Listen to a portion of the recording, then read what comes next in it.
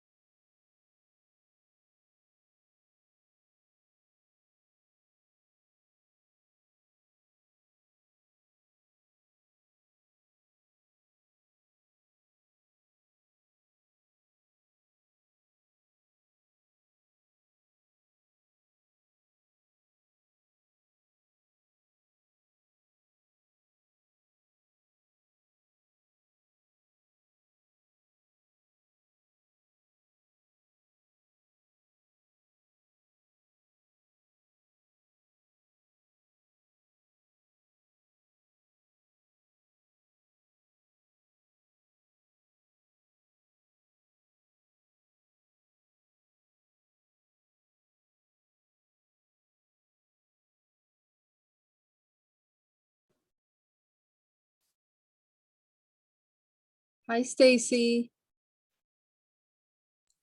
Hi, Sandra. How are you? I'm good. I'm still listening to Oh, another meeting. leadership Zoom Okay. for just a few more minutes. Okay.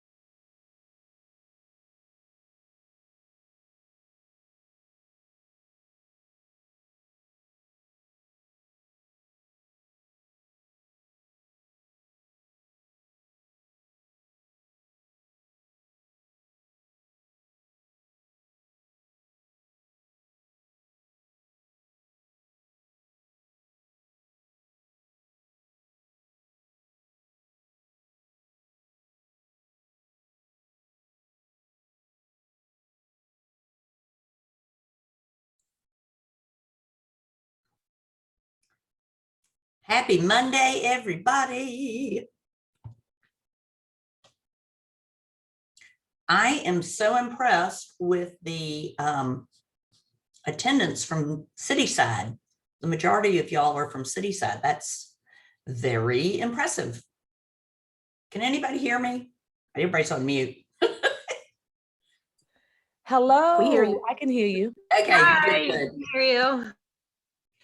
Good. I'm just blabbing. I was on the leadership Zoom. We have a growth call every Monday, 12 to 1, and all the big muckety mucks are on it, and they inspire us to go out and find new agents, especially agents from other market centers. And I encourage all of you, if you've gotten your license fairly recently, anybody that you met in your real estate school or that that you think would be a good fit for Keller Williams. And if you are wondering, well, how do you know? Look at our Y4C2 TESs, because that's how we treat each other and how we treat others. And that's what we stand for. So please, please, please always keep your ears open for good prospective agents, whether they're already in the business or have just gotten their license, and tell your team leader. You might, give them their contact information, call them first and ask, hey, would you be open to getting a call from my team leader? Or, hey, would you like to jump on our weekly team meeting Zoom and just check us out? Because generally team meeting really gives the flavor of the personality of the office, and it's perfectly okay to invite guests to your team meeting. Definitely tell your team leader, but we're an open book company, so nobody's going to say, oh no, we're talking about secret stuff. So it is the best recruiting tool. But people will know when you're just talking one-on-one with somebody, you're just getting an impression of one person. But when you watch a team meeting or another training class or mastermind, it can be eye-opening, and you either feel it or you don't. Or at least if you feel it, then you might be more inclined to have a conversation with a team leader. So I love Keller Williams. I'm completely Kellerized. I joined in 2013, and now, granted, I've never worked anywhere else, but I love what we stand for, and I pour my heart and soul into my job, and I love my agents, and I think they love me back. Hey, Tashma. So if you, I know it's new for you, but if you sort of feel that way, or you've got that impression about your market center, invite people. We want to share a good experience of being in real estate, working with professionals, training, caring. We are family. So help us invite other folks. Just tell your team leader. Oh, goodness. Tashma, just about my favorite instructor in the world. Good morning. Good afternoon. Okay, did anybody have any questions about what I was just blathering on about? I was throwing out the idea of invite anybody you think might be interested either in real estate or already from another brokerage to watch one of your team meeting Zooms, so they really get the flavor. Crickets. It's a quiet bunch. Now, Tashma, Yes. this class is supposedly very interactive. I know we're all recovering from the daylight savings time switch, but they like to ask questions, and I know you are great about taking questions. So they like interactive. They like having the opportunity to role play, dialogue. So throw that in there. Lovely. Okay. All right. Why don't you introduce yourself? I'm gonna take a few more, just another minute to mark some people as absent, and then I'll take the pictures. We're almost, I need Crystal, who has a baby, I know, and Alan and Delana to let me see you, so I can take the photo. Stacy, also, would you be able to cue the video? Yes, I've already got them ready for Oh, you.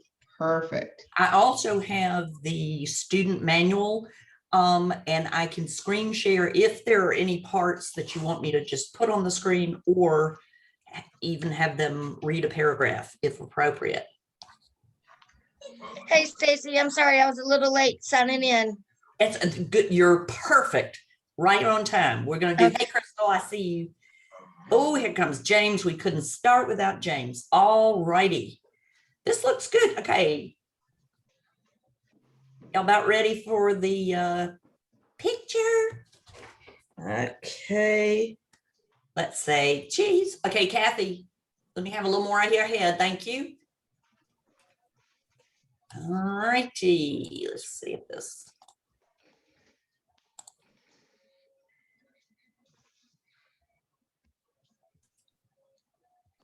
Come on, got it. Okay. So I think the gang's all here, Tasha. Okay. Perfect. Okay. Trying to get situated here. I'm gonna mute, but if you need me, just, I'm right here. Okay, wonderful. How many participants do we have? I see 31 on the screen, and that's about right. I mean, that's about how many we had on Thursday when Katie McKenzie Nelson taught. Okay. Awesome. Well, I hear that you guys are interactive, so I am really going to appreciate that because I love energy. I'm slightly ADHD, so it's hard for me to sit down like this. I'm usually bouncing around the classroom and providing my own energy. So I'm going to need you guys to touch and agree with me when you hear something that you like, or give me cries of outrage when you're not comfortable. My name is Toshma Pinckney Graves. Name was way too long for any of my collateral. So I've been going by Toshma Graves my whole real estate career. I am oh my gosh, is it today? I think it's today. As of today, I am 16 years full-time real estate in Atlanta. I left corporate America back in 2005 and had 6 months of reserves. I had an 18-month-old little daughter. My then husband was deployed overseas in Iraq, and I left my corporate job and said, hey, I'm going to grind for myself and my family. So my marriage was a casualty of war, but everything else was great. And so I've been full-time real estate as a single parent since 2005. So my daughter has shown up at closings and at walkthroughs and at showings and all the above. I share that story because I don't know about you guys, and I'm not exactly sure who has crossed your screen over these few weeks, but whenever I'm in a training class, I'm like, why is this person in front of me? Like, what is it that they're going to offer me? How are they going to make it relevant? And Stacy likes to call on me because I definitely keep it real and raw, but with class. And I'm not one of those people who's going to tell you it's all, just glorious and shiny and perfect. I lost everything in 2009, and it took me until about 2013, 14 to get my nose hairs just back above the waterline. But I love what I do. So my strongest suit is that I build relationships, which in this market is extremely critical. And as we move forward with technology and having technology kind of try to edge us out as traditional real estate professionals, your ability to build and maintain relationships is going to be key. So not going to tell you I was the master marketer, not going to tell you I'm the greatest in technology, but what I am super strong at is building and maintaining relationships. So again, Stacy has me conversing with you guys and inspiring and coaching with you guys because I've seen it all. And I am a self-proclaimed buyer's specialist. So whether you started with Keller Williams or you've transferred to Keller Williams, you know our philosophy is listings to last, listings to leverage, and that is absolutely true. My role in your jumpstart is to let you know that buyer's agents are still very relevant and we're needed, and you know we do decently. So I like to share. This is not to in any way toot my own horn. I'm very humble. But we are a company of numbers. So you can go and pull up all the numbers of every one of your peers. We are an open book company at Keller Williams, so none of this stuff is a secret. So I started in 2015 with Keller. I was with a discount brokerage half the year, and then with Keller from July to the end of the year. So in 2015, my GCI, which is your gross commission, was 35,000. So that was from July to December. And I'd made about the same from January to July. So I made about $65,000, $70,000, 2015. That was with, well, for 6 months, that was 4 buyers and 1 listing. So that was 2015. 2016, I went to 3 listings, 21 buyers. My GCI went from about 60, 70, 65,000 to 167,000. Okay, 2017, I was with 7 listings, 21 buyers, and my GCI was at 231. So 231,000 working with buyers. 2018, 6 listings, 19 buyers. My gross commission was 177. Well, I slipped a little bit, but you know, it's okay. 2019 was so far my breakout year. I had 42 closings. So I had 11 listings and 31 buyers. And I used to have long hair. All that fell out because I was stressed out. No, but yeah, so 31 buyers. My gross commission was 269,661. And then last year, listen, I was just glad to be alive. I'm not even going to tell you. I was glad to be alive. I was glad that people still needed me. I never stopped working, but just trying to adjust with our new way of conducting real estate and conducting our lives, quite frankly. So didn't do as well. I slipped. So I only had 8 listings, which I have upped my listings. I had 15 buyers and only ended the year at 166. Okay, so I don't know about you, don't know what your pockets look like, but you know, I can live pretty decently on well over 6 figures. Not sure about you guys. And I did that with 2/3 buyers. So that's why I'm here in front of you today, to let you know it's definitely possible.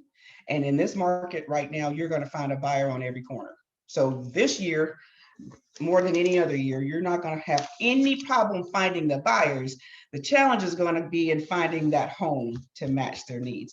So that's kind of what we're going to talk through today. Does anybody have any preliminary questions for me? And please, please talk to me.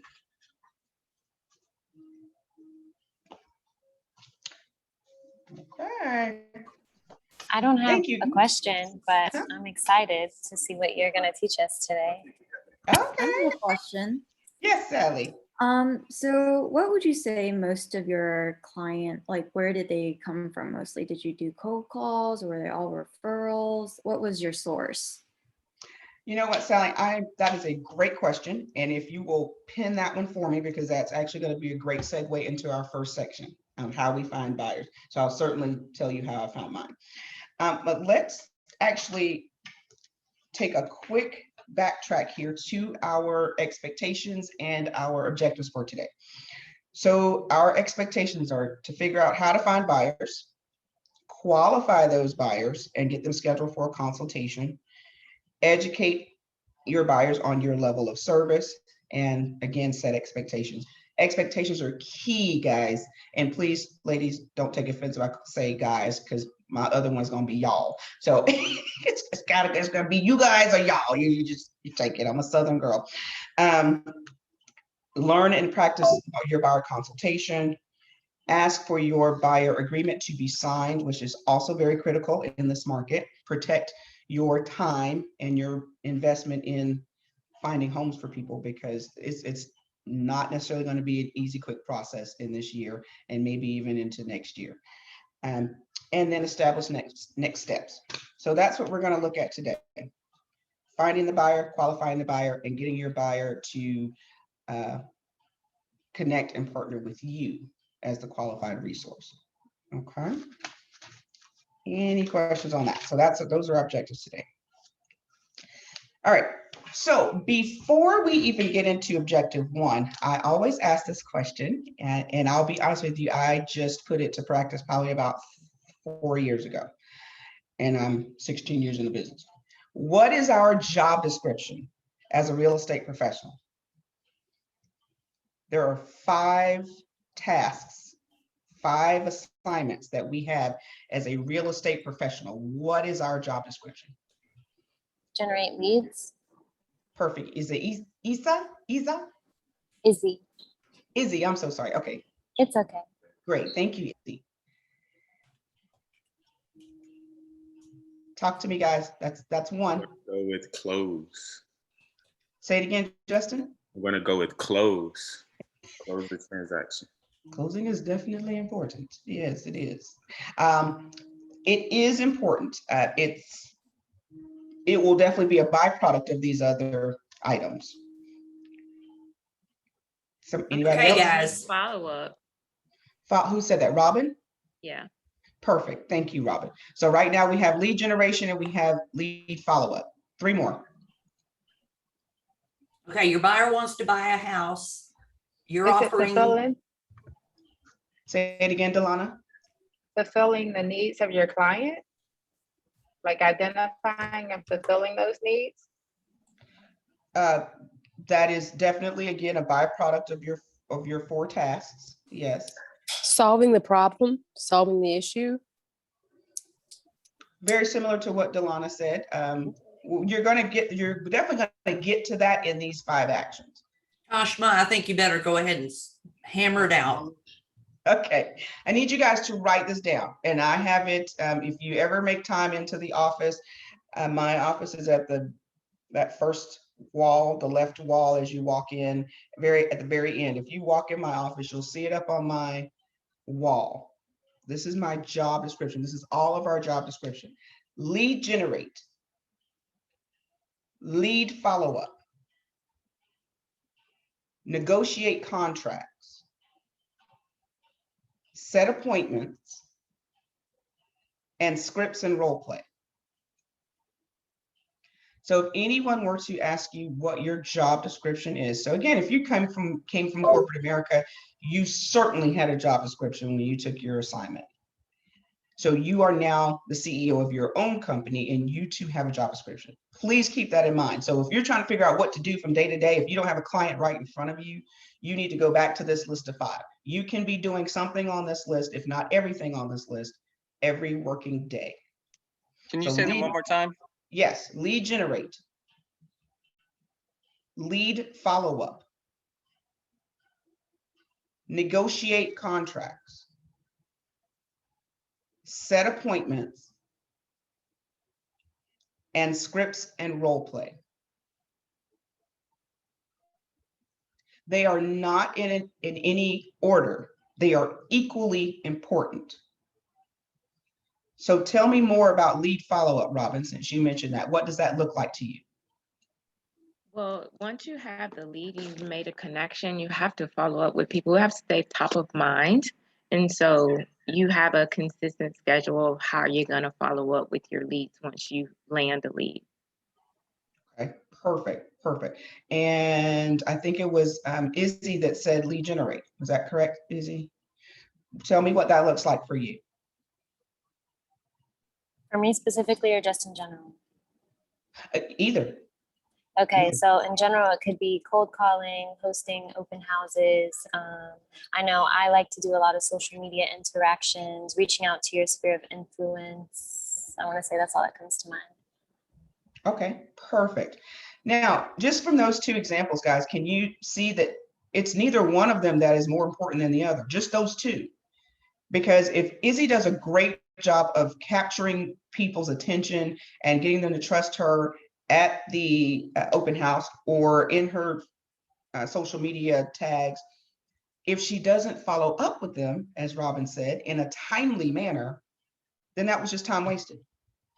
So you can get the leads, but if you don't call them back and follow up, then there's no need in getting the lead. Would you guys agree? Okay.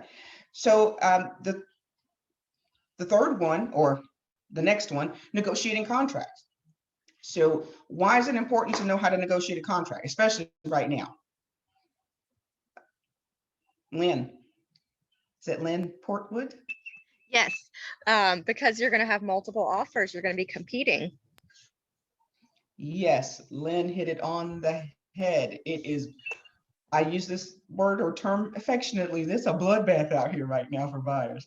You have got to be on it. And I mean, you have to know how to craft an offer and make it attractive, make it sexy, make it interesting for your buyer, and more importantly, attractive enough for the seller to pick you out of 10, 15, 20 offers. Okay, so you have to know how to negotiate contract. So that actually comes with knowing what the contract looks like. So how many of you guys, by show of hands, how many of you have read through the purchase and sale from page 1 to page 8?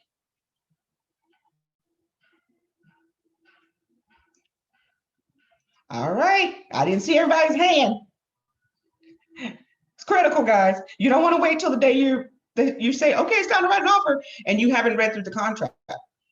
Please, please, please. It is in your best interest and the best interest of your future clients for you to read and study that purchase agreement.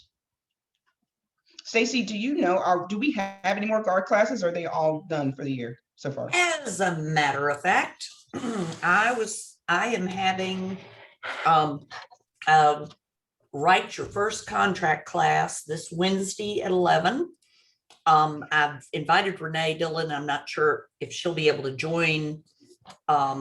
So it's, and anyway, I will extend the invitation to anybody in this Ignite class if you like. I mean, I'm doing it for my market center, but if you want to join in, I'm about to download the purchase and sale agreement and I'll attach it.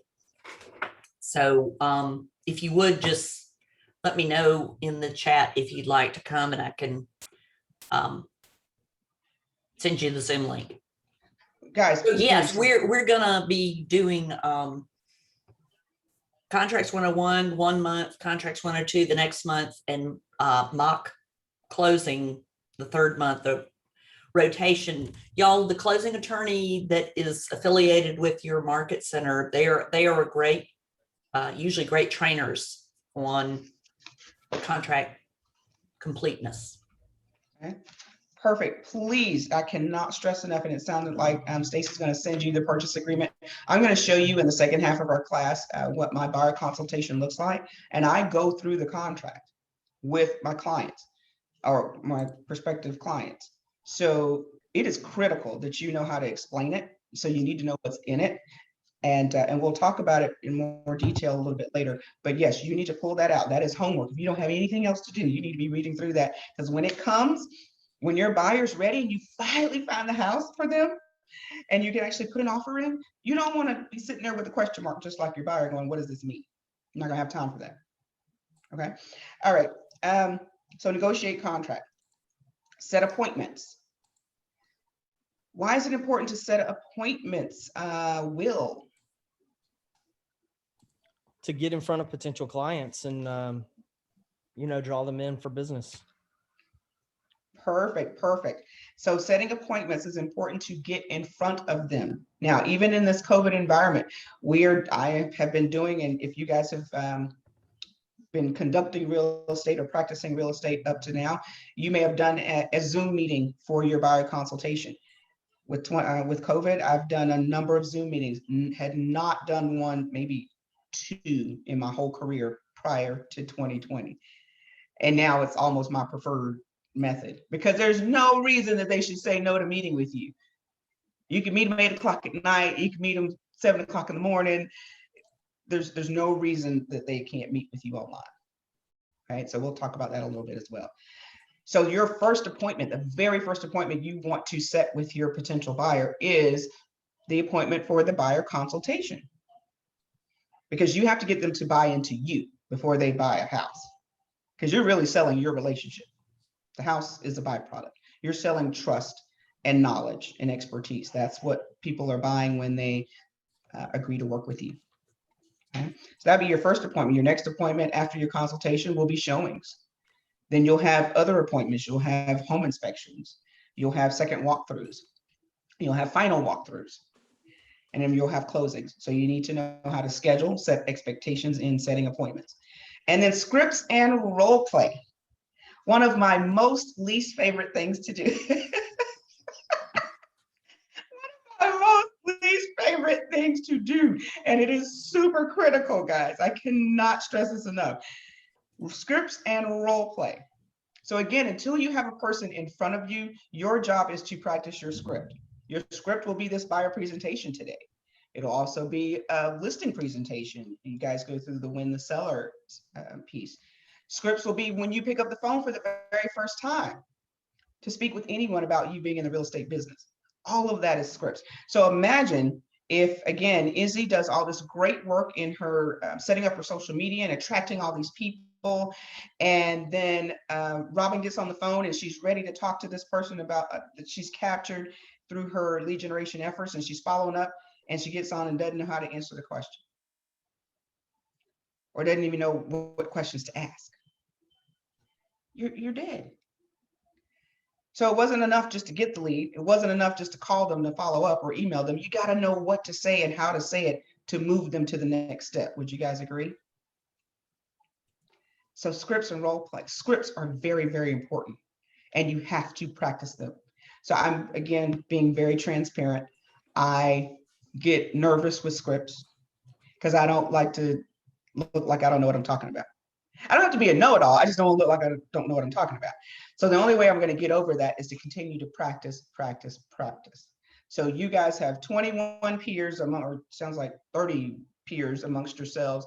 Get with someone. You guys are kind of in the same platform right now. Get with your peers and practice your scripts.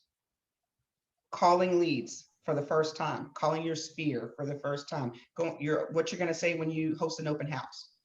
What are you going to say in your consultation, or buyer consultation, which we'll go through today? What are you going to say in your listing presentation? What are you going to say when you present the offer? Like, all of those things are scripts.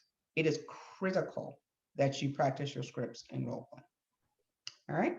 Give me questions on your job description. No. Melissa, you look so interested. I love it. Thank you. I'm just trying to, soak it all in, just like hearing your backstory, super motivational. It's just kind of like, oh, when is it going to be for so we can start calling people? I love it. Let's call some people. I love it. I love it. Okay. So make sure you paste that job description up at your desk, put it on your phone, wherever the case may be. When you don't feel like you know what to be doing, go do one of those 5 things. Kashma, I attached in the chat the type up, the sheet that I created of your job description. Perfect. So they've got a Word doc there, and they've got the purchase and sale and the exclusive buyer brokerage agreement that they can access. Okay. So the first thing we're going to talk about, of course, is finding the buyer. So before I share my experience, let's see. Give me a show of hands of people that are currently working with a buyer. Okay, perfect. Bala, did I pronounce it correctly? Yes, ma'am. Awesome, Bala. So how long have you had your license, Bala? 3 months. Ooh. And I have shown one buyer the 40th house yesterday. Some are like that, but I have one closing next week. That's a positive thing. Yeah, It's all about the money. It's all about the closing, as Justin said. That's where we ultimately want to get there. that's right. That's right. Awesome. So how did you find your buyer? So what I do is I am very active in social media. I periodically put information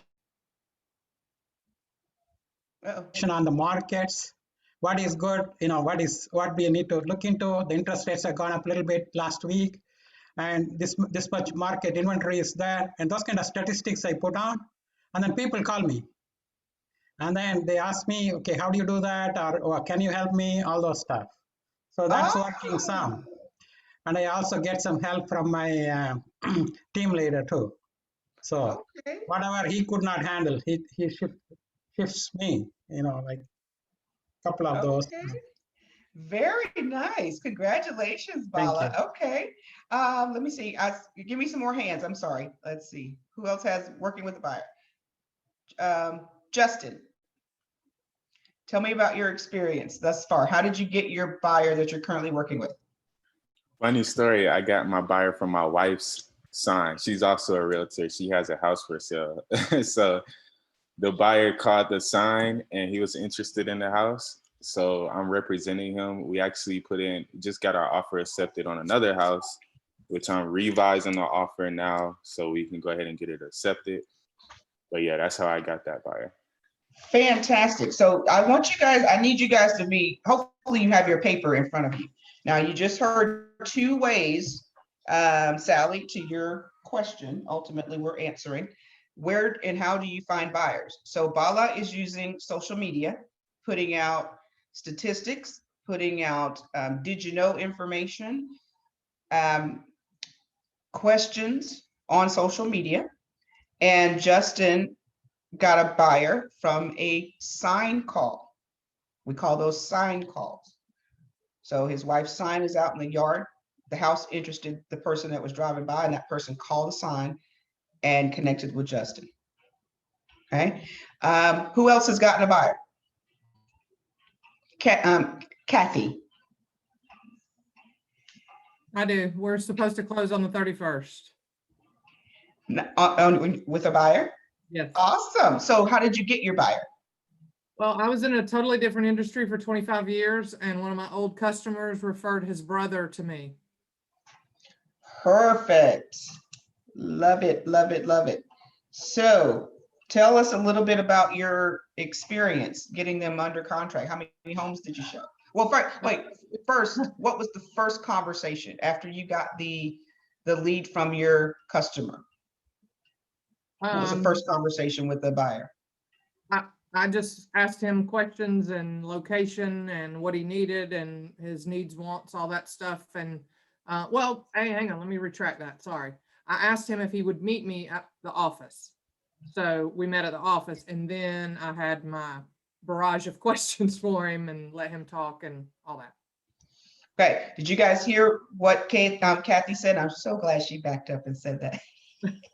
makes this session a lot more relevant. It went so fast, I forgot half of the steps. I was just excited. Exactly. So I hope you guys heard what Kathy said. She got this buyer from her client or previous customer's relationship. The first appointment she had or in the first phone call she had was calling that person into the office. So she did a buyer consultation, whether she knew it or not. She probably knew it, but just in case y'all don't know, that's your consultation. Okay, so I'm just curious, Kathy, how many homes did you guys look at before you got one under contract? At least 15. And some of them I had to do myself because he was working, and I would FaceTime him the whole time as I was walking through and explain what I was doing and what I was showing him. And, that was the easiest way. And actually he put a contract in sight unseen to the house that we're closing on. What made your offer, in your opinion, or if they gave you feedback, what made your offer the winning offer? Well, it's another Keller Williams agent, and they knew that it would be easier for us to do that. And he was in a conventional loan, not an FHA loan. So that was it. Fantastic. Did anybody hear any terms that they're not familiar with what Kathy just said? Are you guys familiar with the type of financing that's out there? Just shake yes or no. Okay, perfect. All right. Again, I really hope you guys are taking notes. I'm not asking these questions just by mistake. Like, these are things that are going to help you win. That's my job today, is to help you win the buyer and ultimately for you to win the offer so that you can get paid. Because I don't know about you, but I'm not a nonprofit. I work with some nonprofits, but I personally am not one. I love to eat and I love to travel. Okay, perfect. Let's see, one more person. Who else working with buyer currently? Well, Maureen. Okay, Maureen. well, I just have a story really quick. It's about the buyer. Okay. And how I got the buyer. The buyer found me on Instagram through my best friend and messaged my best friend about me, explaining that she had loved my energy and she was thinking about relocating here to Atlanta, Georgia. She's living in Charlotte, North Carolina, and she's from New York, but nevertheless, she had taken a teacher's job out there, but she kept feeling that she needed to be in a bigger place, which was Atlanta, Georgia. We went through a buyer's consultation after I reached out to her and I asked her about all about her. And I asked her, has she been pre-approved and all those questions? And what is she looking for in a home and what she couldn't live without and so forth. We had it all good, all together. She did sign the agreement, which was amazing. And I was on my way. She recently reached out and had taken had taken the promotion. This was last week that was offered to her in Charlotte, North Carolina. So she's going to stay. But here's the thing. She wanted me to be her agent and I explained to her why I could not be the agent because I'm licensed in Atlanta. So she was sad and so her mom was too.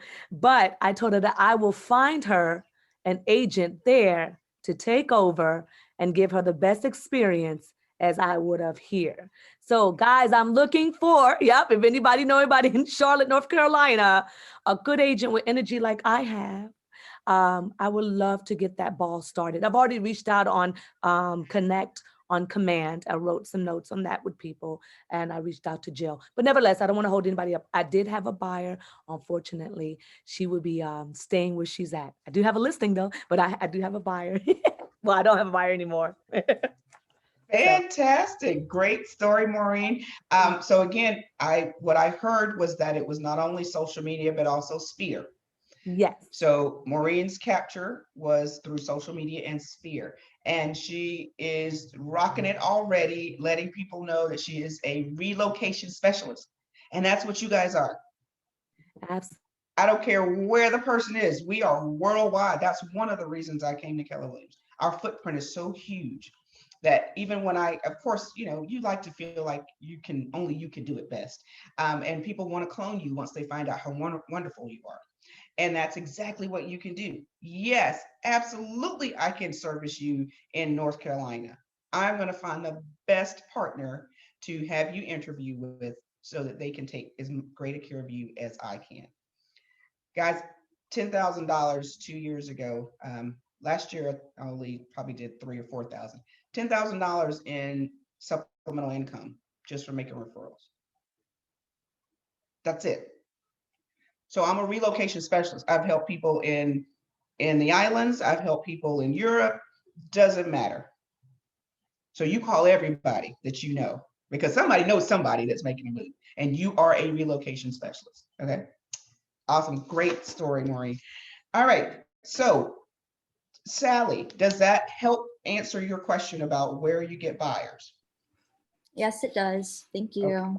Fantastic. So my personal experience is very much Sphere. So when I started the business in 2005, I worked for a boutique firm that used to do lead generation through the internet. Okay, that was before the internet was so prevalent literally people had to come in and to a brick and mortar to find homes. Like we truly were the segue into homes. So I would get leads. And from those leads, that was my seed. And I continued to build relationships with those people. So I literally have connection with people that I did business with 16 years ago. That's how serious my network is. Because I'm not a great cold caller. I don't like to cold call. Actually, I don't like cold calling at all. So I'd rather put my energy, financial resources, and physical resources into the people that already trust me and already know my energy. Okay. So that's my personal preference. My model is sphere, right? And repeat business. So of those 41 people back in 2019, 41, 20, 38 of them were repeat and referral business. So out of 41 sales, 38 of them were repeat and referral business. Those other few were, can anybody guess what those were? What was that other source of business? Cold calls. Referrals. Transfers, reloads. Sign calls. Who said open house the other day? Just a bit ago, did an open house. Izzy. Open houses, my second source of referral business. Even in this market, guys, where homes are literally flying off the shelf. You gotta hold on to the doorknob to keep them. Open houses are still a great source of leads for you guys, for us all. It is actually one of the fastest ways to find somebody. So if you don't have a buyer right now, in your respective market centers, you can search the MLS. Your associates in the office can help you do this to figure out how to do it. You search the MLS for your office. There's tons of your peers that are listing magnets, listing kings and queens, and you offer to sit an open house for them, okay? The process of open house is another class, but definitely conducting open houses. That will get you in front of people that are, first of all, interested in purchasing a home. Okay. So that's at least taking a little bit of the coldness of the cold call off, because you at least know they're interested in moving into home ownership. Okay. Has anyone done an open house? Awesome. Awesome. Okay. So Tamika, tell me about your experience with open house. I've picked up a couple of buyers that we are searching for homes. I had a great turnout at the majority of them, like 40 people show up. And I'll say about half of them will come with their agent, and probably about like 25% will say they have an agent, but they're not with the agent. But I enjoy doing them, and I think that you should at least be able to pick up like 2 buyers maybe at each open house. And that's a good start, in my opinion. Perfect. Tamika, did you conduct the open house by yourself or with someone? By myself. I did one this past Saturday, and I had a lender there with me also. Yep. Okay, awesome. How did you pick the open house? How did you pick the property to do the open house with? I looked in my Facebook group for the city side location and just reach out to the people, the agents at our office. Okay, awesome. Anyone else, has anyone else done an open house? I'm sorry, it says iPhone.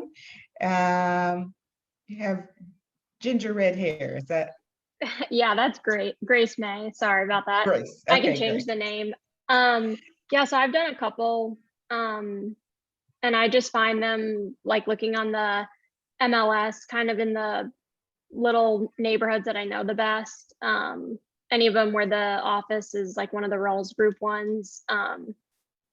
Usually like kind of in a first time home buyer price point. And they've been going well, and I've definitely met a lot of people through it that are maybe not looking right now, but like 6 months down the road, something like that. Okay, okay, perfect. So you did capture some people to put in your database to follow up with. Oh yeah, definitely. Okay, how many would you say you captured at your latest open house? The last one probably, I think like 20 came by. And maybe 5 or 6 were like legitimately looking and didn't have an agent, and seemed open to working with me. Okay, fantastic. Give me an example of a question you might have asked at the open house to get them to connect with you. Just kind of ask them, you know, are you just looking in this area? And then I try to mention like, oh, I grew up around here. I live just down the street, that sort of thing. Just anything to get them like engaged and kind of talking about themselves. Okay, perfect. Did you guys all hear that? Get them talking about themselves. We all love to talk about ourselves. I don't care how humble you are. We like the sound of our own voices, most of us. So ask as many questions as possible. I know it seems like I talk a lot right now, but I really don't. I'm very much a listener, and I will ask you 5,000 questions because we are real estate practitioners. So much like your medical practitioner, they ask you a million questions before they give you a diagnosis or a recommendation, correct? They don't just start talking and telling you what to do. They ask you 1,000 questions so they can give you the right answer based on the answers that you've given them. So that's what we have to do. Open houses are awesome, guys. One of the ways, or one of the suggested steps to prepare for your open house, make sure you, first of all, pick a location that you either want to work, a price range that you want to work, or one that you're already comfortable within, whatever is convenient for you. If it's, as Grace said, it's in an area that she grew up in. So that's like a no-brainer. She knows where the Starbucks is. She knows where the high schools are. She knows where the parks are. All of those things make you an expert, a subject matter expert. It's also one of the quickest ways to change your price point. So prior, I was in a price point that I was really kind of digging into, and I wanted to change my price point. So I started doing open houses in price points that were more conducive with my goals. Great story. One of my best open house stories. I have two best ones. Best buyer open house. Was sitting at home that was about 650, no, 550, no, about 650. 650. Couple walks in. They, I felt like they were testing me, and to this day, I still think they were testing me. I must have passed the test. They came in, looked at the home. Yeah, it wasn't quite the home. And guys, 8 times out of 10, 9 times out of 10, it's not going to be the house. The open house, it's not going to be the house that they're going to buy. Either they won't win it or they really didn't like it. So you have to be prepared, and I was prepared. Before you go to the open house, make sure you run comparables. Are you guys familiar with what comparables are? Okay, recent activity in the area, actives, solds, pendings, okay, under contracts. I had a home that I had previewed, see my air quotes, I had previewed online. So I didn't go to it, didn't go inside of it, but I've studied the pictures. I previewed a couple homes higher than the price point of the home I was doing the open house, and lower than the price point of the home that I was doing the open house, within that same half-mile to mile radius. Giving you good nuggets here, guys, if you don't do this already. Okay, so pull your comparables first of all. Already know of a home that is a little bit higher or a little bit lower, and maybe a little bit better looking than your open house, and maybe not as great looking as your open house. Okay, so that when those folks come in and start asking you questions, and you ask them, what do they feel about 123 Main Street? And they say, well, I like it, but I didn't like the backyard. Or, I liked it, but it was a little more than I wanted to spend. Perfect. Okay, I hear you. So Melissa, or Miss, at this point, it's Miss Salazar. Miss Salazar, if I had knowledge of a home that may be a little less than this property here, but equally as nice, would that be something you're interested in? Yes. And you, Yes, and that you will say be. yes. Thank you. Wonderful. Well, I tell you what, Ms. Salazar, as you can see, I'm here, I'm hosting this open house. If you're able to meet with me in about 30 minutes after we close out this open house, I'll be happy to show that home to you. How would that work for you? Well, I actually have a prior engagement. I was Okay. just stopping by. I was in the area. Okay, perfect. Well, would you be interested in seeing a home that was equally as nice, but maybe a little less expensive? Yeah, can I have your phone number and we'll be in contact? Okay, perfect. I know people say that all the time. I want to make sure that I reach out to you and stay in great contact with you, Ms. Salazar. So I will definitely give you my number. Let me get your best contact number and email as well, so I can go ahead and send you the link to the home. Okay, sounds good. So great. So I'm going to take her information. I'm going to get her information one way or the other. So if she was able to come in and view, then I'm ready to go show. So be ready. Now that is, and this is again, my personal way of the way I do business. I will give someone one free look before a consultation if I'm conducting an open house. Because again, my job at that point is to get them to buy me. Obviously we want them to buy a house, but they have to believe that I'm the one to do it, or there'll be no loyalty. So I have to show knowledge of something they didn't know was already out there, or I have to show ease, facility of being able to get them into that home. So I'll give them one free show, because at that next home is where I'm going to sell why it's important to meet with me in a buyer consultation. You guys have any feedback on that question on what I just said? No, that makes sense. You have to have them to be able to buy into you. Yeah, before the home. That's true. Because you can show them that one home for free, and you didn't do such a good job. Then thank you. Now they're not even considering you. They're going to someone else to kind of keep the ball rolling. You don't want to miss that opportunity. So you're right. And I think that's my motto, is basically selling myself first. We're gonna talk about the house, but I gotta get you on my page. If you're planning to do this as a career, the people that are in your sphere are buying you. They're going to ask you the question, all things real estate. That's what you want if you plan to be in this for the long haul, unless your model is volume. And that's okay too. If you're going to just kind of what we call churn and burn, that's cool too. That's a different model. But if you're planning to build and solidify relationships, then they have to buy you, and why they should use you to work with. So my story was, met that couple. I had knowledge of new construction. So they came into this home that was a resale, and the one partner wanted new construction. So I started talking about it. Now I'm telling you guys, I knew about 5 minutes more than he did about the homes in the area, but I knew new construction.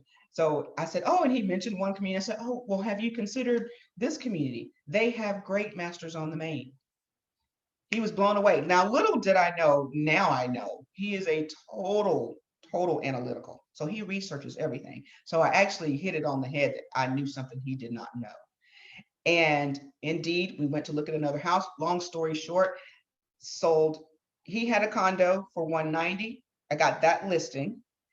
Moved he and his fiance, that's now his wife, into a $672,000 townhome. Then I sold her condo, which was 180. So that one open house provided over $1 million in revenue, in sales volume, excuse me. One open house, one client, over $1 million in sales volume. But wait, it gets better. Last year he called to do investment property, and then COVID hit. Circle back around to January. This is March. So February, I get the call. Oh, we're all still alive. That's my thing. I know it sounds morbid, but I'm like, hey, I'm alive. Everything else is gravy. I'm alive and I'm breathing on my own. Everything else is gravy. So I'm like, oh my gosh, we're still alive. We made it. He's like, yes. So we're thinking about moving, because we stayed in this townhome, which we love, but working from home, our neighbors are too loud. And he goes, so yeah, I'm going to send you some property, some land. I want you to, can you, find out about it for me? So I pulled the land up. The land was $500,000. So now this $600,000 client is now, we've gone as high as $2 million looking at property. One open house, one client, we're going to be somewhere over $2 million in volume, sales volume. Okay. Another great story on listings. Someone mentioned about a list. Maureen said she had a listing or got a listing. My second best open house story, again, wasn't my listing, found an area that I knew was selling hot and wanted to see if I could find some more buyers. Sat the open house for another agent. I was packing up my signs. Actually, this has happened twice. Packing up my signs, and a person from across the street, and I'm going to be honest, I was so tired, and it was like 15 minutes after the open house was supposed to be over, and this person comes across the street, and I'm not gonna lie to y'all, I had an attitude, and I was like, okay, Tasha, pull it together. Just pull it together, show her the house if she wants to see the house. And so, I turned my head, and then I came back with my smile, and I was like, yeah, we're packing up. I'm sorry you missed it. But if you really would like to walk through, I can see if it's okay with the owner. She goes, yeah, no, I'm not interested in that house. I want you to come look at my house. And I said, oh, okay. She said, I'm thinking about selling my house. Long story short, that was a sale of her house, a purchase of her new house that was 3 times more than what she was living in. And then I get another call again at the beginning of this year. Hey, yeah, I want to buy a condo in town because I work from home and I live out in Powder Springs. Thanks to you. But my job is downtown. So then this year, she just bought a $272,000 condo. 3 deals, close to $1 million in sales revenue from an open house. That's great. We're jealous. We're so jealous. We're so happy for you. That's awesome, man. I share these stories because I'm just a regular agent. I'm not in any way any kind of super agent or anything. I'm just doing my job description. Absolutely. Okay? And you do it well. Just do your job, guys, for real. But open houses work. So don't think they don't work because I'm like, oh my gosh, I don't need another buyer right now. I don't have a house. But you can pick up sellers too. Sign calls are very important. So if you're getting your sign out there or someone else's sign out there and you're conducting the open house, it's okay. Okay? You can find business that way, guys. Any questions? Give me questions, concerns. Okay. All right, so before we move to the next space, are there any other ways that you guys are getting buyers? So we have Sphere, we have social media, we have sign calls. Are there any other ways that you guys have found successful in finding buyers? Kathy? I creep on Facebook, and if somebody says they're looking for a realtor, I DM them. I've done that twice. Love it. Josh, do you want to do this? Find the motivated? Yes, I would like that queued up. I'm ready when you are. Okay, perfect. Anybody else? Anybody else have a successful way of finding buyers? Okay, so Kathy, I as well have done the social media. I like to call it the social media stalking. So it's not just advertising on social media, it's also stalking social media. Not the creepy kind. Not the kind that's gonna get you arrested. The kind that lets people know you have things in common. And I promise you I'm not making these stories up because I just need these. I am a Southern girl. I love telling stories anyway, but I promise you they're not tall tales. They're the truth. So one of my clients last year, we were all locked in, of course. When I sold them the townhouse or condo, they had a little baby. Now they had a toddler and a bigger boy, and they were just tearing that condo up. And I was like, oh my gosh, April, in the chat, I said, oh my gosh, April, it looks like you guys really need a yard right now. And she DM'd me and she says, oh my gosh, Tasha, my husband and I were just talking about you, blah, blah, blah, blah, blah, but we don't think we can sell. We don't, because we can't buy. Oh, what a great opportunity for a buyer consultation. So again, it doesn't matter if it's your client's first time or their 15th time making a real estate transaction. You guys do this every day. So just by the nature of your profession, you're going to have 5 minutes more knowledge than they do. It is important that you always have a buyer consultation. I don't care if it's their first purchase or their 15th purchase, because the market changes so quickly, and you as the real estate practitioner are keeping up on all those changes. They need you. They need the information that you're going to tell them. So we sat down in a buyer consultation, and I showed them how their great investment in their little 2-bedroom Smyrna condo enabled them to move up again, almost double, without changing their payment very much, because they had great equity in their home. But that came from social media stalking. So again, if you don't have anything to do, or you don't have anyone to talk to, start going through your friends, look at these life events. And unfortunately, they're not always favorable. Someone could have passed, someone could have lost their job. There's unfortunate things that happen too. But you're there for all reasons. You are the solution strategist. So if you see someone having an issue, you're the person to help them through that issue through real estate. Okay. All right. Awesome. So, Tasha, can I ask a question about social media? Miss Robin. Oh, yes, ma'am. Okay. So how much time do you invest in social media marketing, or like you're saying, Facebook marketing or whatever? Just because I just find it can consume a lot of your time. So what's reasonable? Great question. I've taken a number of social media classes. I'm not a media person. I've been forced into it. So I personally dedicate 30 minutes of time, and in the morning or in the afternoon, to stalk and maybe post. And then I literally recently hired my daughter, who's way more interested in social media than I am, to be my social media specialist right now, because I have to give her money anyway, Robin. So I figured I might as well put her on payroll. Okay. But you can do that. Consult your tax advisor. You can hire the younger folks and the social media people that do these things way better than you do to help you. Did that answer your question, Robin? That's helpful. 30 minutes is reasonable, so that's helpful. Yes. Any other questions? Okay, perfect. Stacy? All righty.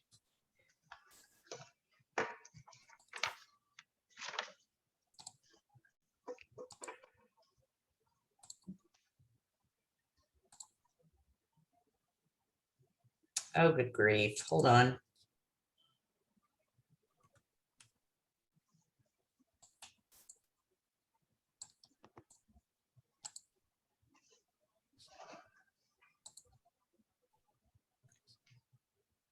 Okay, so we have video, but no audio. Oh, here we go. One more time. Okay, just kidding, Tosh. Let me play with this and we'll come back to it.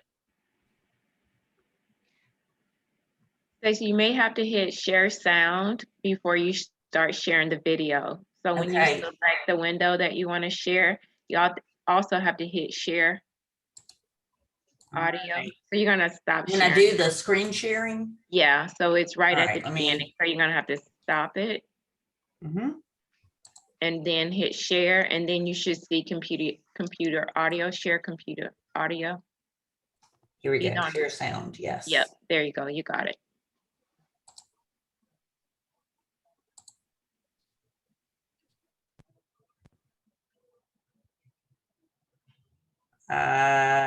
Still don't think there's any sound. Am I crazy? No, you're not. We don't hear either, but usually if you click that share sound, it works. I will mess with it. Just try it here on my end, and we'll come back. Okay, perfect. So we have found ways to find buyers. So that was one objective, finding the buyers. Our next objective is qualifying the buyer. Right? What does that really mean? How do we qualify a buyer? Let's see. Who's not looking at me? Who's not making eye contact? Is it Zane? Zion? Zane. Zane? Pretty name. Thank you. All right, Zane, what does qualifying a buyer look like for you? For me, it would be getting them in touch with a lender, just to, so they go through their finances and stuff to see what they can afford, or what the lending company would be allowed to lend to my client, and then getting that pre-approval letter and then going from there. Okay, perfect. Anyone else have any version of what qualifying a buyer looks like? This is Bala. I ask the client first what range of prices they are looking at. And then the next question is how they are going to support it financially. How much down payment, how much lender, how much loan they need to take, all those stuff. Most serious thing I guess out of that is that a serious buyer? That's the thing I try to gauge them, asking so many different questions, because there are quite a few people window shopping and trying to see how much effort I need to put in, because anytime I put in effort, that's an opportunity cost. I'm foregoing a serious buyer, right? So that's how I gauge them. So what she said is right, but I also include in that how much money they have in terms of supporting this, and also how they are going to support what they are looking for. They want to look for a bigger house, but they don't have the ability to support it in some time, right?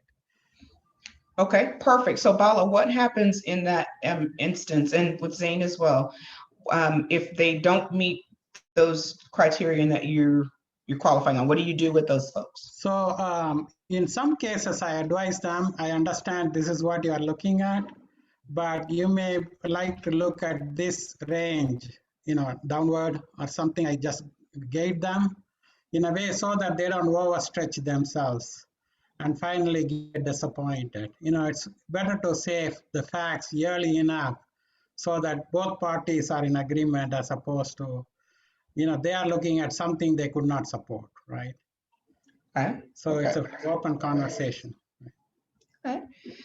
Anybody else have any additional feedback on qualifying a buyer? I do. Hey, Tajma. It's Hi, April. How are you? I'm well. How are you? I'm good. So I would think when you're talking about qualifying buyers, you'd have to categorize them into what type of buyer. Is it an immediate buyer, or am I qualifying this buyer for somebody who's down the road? Is it someone who's, gonna buy like not right now, but maybe they're gonna buy 3 to 6 months from now. So maybe they'll be like on my list to say, okay, they're not buying right now, but maybe 3 to 6 months down the line. So I'm gonna stay on top of that person right then and there to know that it might not be immediate, but it could be down the line. Perfect. I like everything, guys. Those are all, and again, all equally important. If you are in this business to create a career, then every buyer is important. Now, their level of importance may be different, but they're all important. One of my best A-list clients, it took me 4 years to get them to the closing table. I met them walking through, doing my job in new construction. I was previewing inventory. It's part of my job description because I was practicing my script even with the on-site agent. That's a side story. So met them walking through homes. It took us 4 years. Every year we looked for a little bit. It wasn't 4 consecutive, all year. But every single year we started the process, and life happened every single year. So I probably cried harder than they did at the closing table because it took us 4 years to get there. But the really cool thing about those 4 years is that that couple gave me multi-million dollars worth of sales volume in that time because I kept in contact, kept relevant information in front of them, let them know I didn't forget about them. And they referred me so many people before they actually got to the closing table themselves, because I was still top of mind. Whenever they thought about real estate, they thought about Tajma. See how that works? So they didn't produce for me in year 4, but certainly that relationship produced for me in year 1 of that 4-year relationship. Okay, so that is very important. Their space on the timeline. Don't throw them away because they're not fitting the mold right now, because it's never really no, it's just not now. If they want to buy a house, then the motivation is still there. It's just not now. So when it is time, you want to make sure you're the person that they remember. So Does that make Tajma, sense? yes, this is Sandra Stewart. Yes. So how do you keep in touch with your prospective clients? What in particular do you do, especially over like a long period of time? What are some of things that you do? Perfect question, Sandra. Thank you for asking that. Even prior to Keller Williams, I was very, very organic. I'm just going to say rough around the edges, but I would always, send a text or an email, make phone calls. I was doing that before I knew there was actually a system that you could really kind of automate it and make it make a lot more sense. It was really organic for me. But every form and function that happened, I was in the mix. I went to weddings, I went to funerals, I went to baby showers, everything. And I was there with my business cards. Oh, yes, this is my realtor. And then, realtor became, oh, this is our family friend. I was still a realtor, but they felt like I was a friend. So I'm like, okay, I'm cool with that. Now I participate in the 36 touch. So that is actually, a KW process. So when I came over to Keller, I found something that actually, put teeth to what I was already doing. So that just made it great. So I send out 12 emails. I send out at least an email a month. I make a phone call at least once a quarter. Right now I'm on every month and a half of making phone calls to my client base. I'm sending out pop-bys. I take them or I mail them. And pre-COVID, I did 4 events every year because I'm very social. Well, that's actually a lie. This business has made me very social, but I do like to have a good time. So people look for my events. My clients they're like, oh my gosh, when is it? And I give out I'm a gift giver. That's my love language. So I love doing stuff like that. And I promise you, I can directly relate sales to my client events. So this year for obvious reasons, I didn't do any last year. But this year, I'm actually going to do a very small Easter egg hunt for my top tier clients. And I just invite them to be a part of my personal family, the ones that feel comfortable. We're going to go out and have the pre-made eggs done and, hit a couple trees, and we're just going to get together. I did I take that back. I did do one event last year. I did an outdoor pool party. It was a movie night. And I kept it to 20 people and was able to partner with an apartment complex that had a rooftop pool area. We got out on the lawn, watched a movie. And so again, I just connect with my clients on an all-around basis. But definitely email them, definitely call them, put them a note in the mail. Does that answer your Yes, question? thank you so much. Yes, thank you. Absolutely. I have a question. Yes, Sorry. Just saying that just made me think. So I think that honestly, I'm having a little bit of trouble when it comes to lead generating because my sphere isn't local, like how I'm hearing some people's are. When I graduated high school, I went to high school in California, and so majority of my friends and some of my family and stuff, that's where they live. And so coming here, I have family here, but none of my family is actively looking to purchase or sell anything. And then like in terms of friends and stuff, I have some people, but not really like, I don't really know how can I get those people that I'm more familiar with and comfortable with to, I don't know, what am I trying to say? And you are a relocation specialist. I would love to have a direct connect with someone in California. I have a good connect with people in New York, which is very helpful too. Look at these densely populated areas. Like we are the place people want to come. Right. And they have the money, the income. And now that's why we don't have any houses as it is. People are keeping their income and moving from these densely populated, high cost of living places, and they're bringing their income here to Atlanta, where they can spread out, get 4 seasons, and then keep the money that they're making in a California and in a New York and in a DC.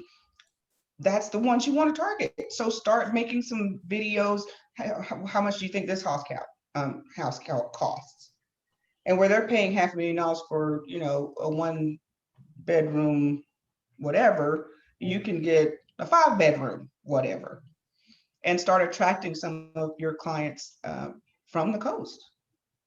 Okay. Just use who you have. Absolutely. You are a relocation specialist, and they don't have to live here. Maybe they want investment property. For people that don't want to make the move, people love being in Atlanta. They love being in Atlanta. So even if they don't want to live here, certainly having a vacation home here or a corporate rental here or investment property here, however you want to term it, that is very attractive to folks. Okay, thank you. Okay. Any other questions? Okay, so qualifying that buyer. So you want to know if they can purchase. You definitely want to know how they're going to acquire the property, but you also want to know their motivation. Okay? And that, as April mentioned, helps you determine if they're going to be an A buyer, 30 days or less, B buyer, 60 to 90 days, or, well, yeah, I'd probably do that right about now. 60 to 90 days is the B buyer. And then that C buyer is going to be 6 months and beyond. They're all important. You just need to determine which ones you're going to work with now and keep the other ones in constant communication. Okay. Very important. Because whenever they're ready, you're going to need that check. Whenever they're ready. So it doesn't matter if it's today or a year from now. Make sense? All right. All right. Let's see. It's 2:11. Okay. Tashma, Yes, Michelle. I have a question for you. Yes. So how does that work? Once you send them to the lender, does the lender get back with you and let you know that this person qualifies for X amount for a home? Or how does that actually work? And is the qualification process, is it a 2-step where they can just gather information from the buyer and based on what the buyer is telling them and give you just a pre-qualifying amount, and then once you find something they go through a full-blown, how does that process work? Michelle, great question. So depending on your relationship with your lending partner, and let me do a side commercial or PSA, please, please, please make sure you have relationships with reputable, dependable lenders. Again, if you don't have anything to do today, you don't have anybody to talk to, nobody you're trying to put on a contract now, you need to be interviewing vendors. You are a business. Your client is going to come to you for everything. They should be asking you for everything. So if you don't have a lender that you can go to right now that you feel confident, well, first of all, communicate with you, Michelle, because that is important. See what kind of products they offer. What's their turnaround time? Like, you go through a whole interview process with your lender, because your client's success and ultimately your success is going to depend on that lender relationship if they're financing. Critical. You need to be doing that today. If you're not talking to anybody, you need to find 3 lenders between, amongst our Keller Williams family, our Rawls Group family and all that. You can find 3 to speak with. And Ask them- Tashma, Yes. two things I wanted you to speak to Keller Mortgage, if you ever recommend that to clients. And when you have a new client that says, oh, I want to use XYZ, who's either their local bank or their brother-in-law or their brother-in-law's first cousin, how do you respond to that? Because that is going to happen. Great conversation, Stacy. If we're not in the throes of this is at the beginning, at the very beginning. Very beginning. Okay. So if we're not actually in the home looking process yet, then I would ask to have a conversation with that lender to see again what their strength is in this market, how long have they been playing in this market in Atlanta.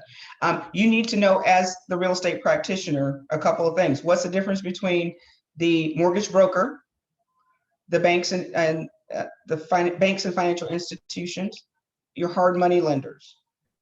What's the difference in the benefits of those categories of financing? Because they absolutely come into play now.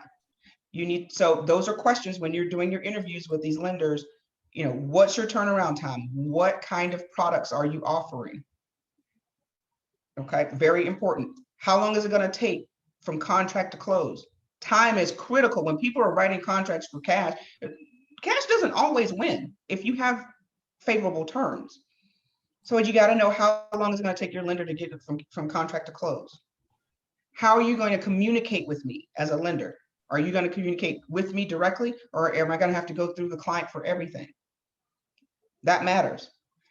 Are you available on the weekends? Yes. And I'm gonna be honest with you, that's one of my main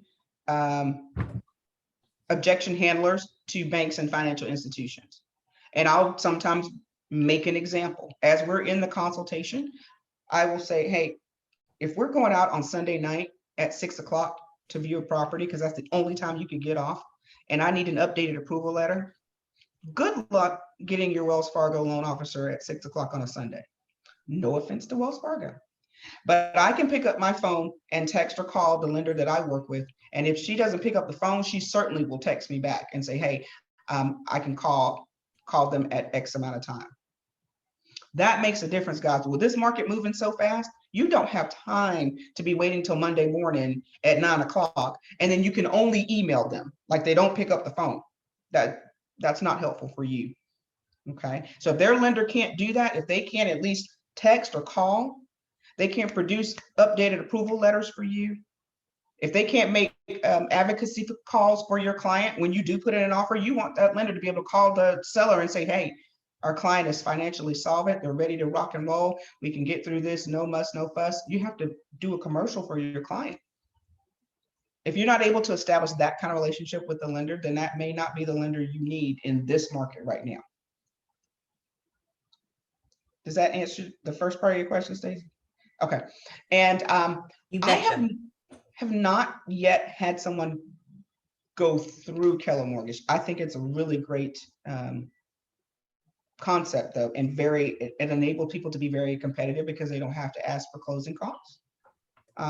So when you're setting up your offer and you're trying to compete against 10 other people and your client needs closing costs, working with a Keller Mortgage, they don't have to worry about the closing costs. Right. I put the link to the homepage in the chat, and you create your own agent portal login, and it's great. 0+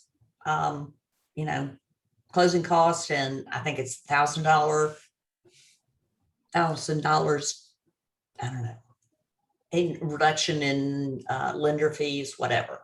So it's definitely a way to save money, and it's if you know people that need to refinance and want to take advantage of these great rates.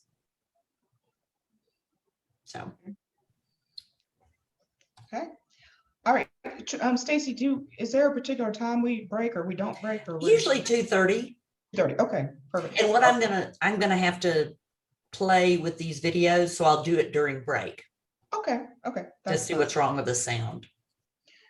Okay. So what I'd like to do, because when we come back from break, I'm going to go right into the buyer consultation, and that quite honestly will take up the remainder of the time. So I want to make sure that we kind of go through a little more of the research, kind of setting expectations a little bit. When we look at market statistics, when we look at setting a buyer's expectation about what the market looks like, how much they can afford, what kind of preparation are you guys doing, or do you know that you should be doing some preparation for those questions in terms of what does the market look like? We keep saying it's a seller's market.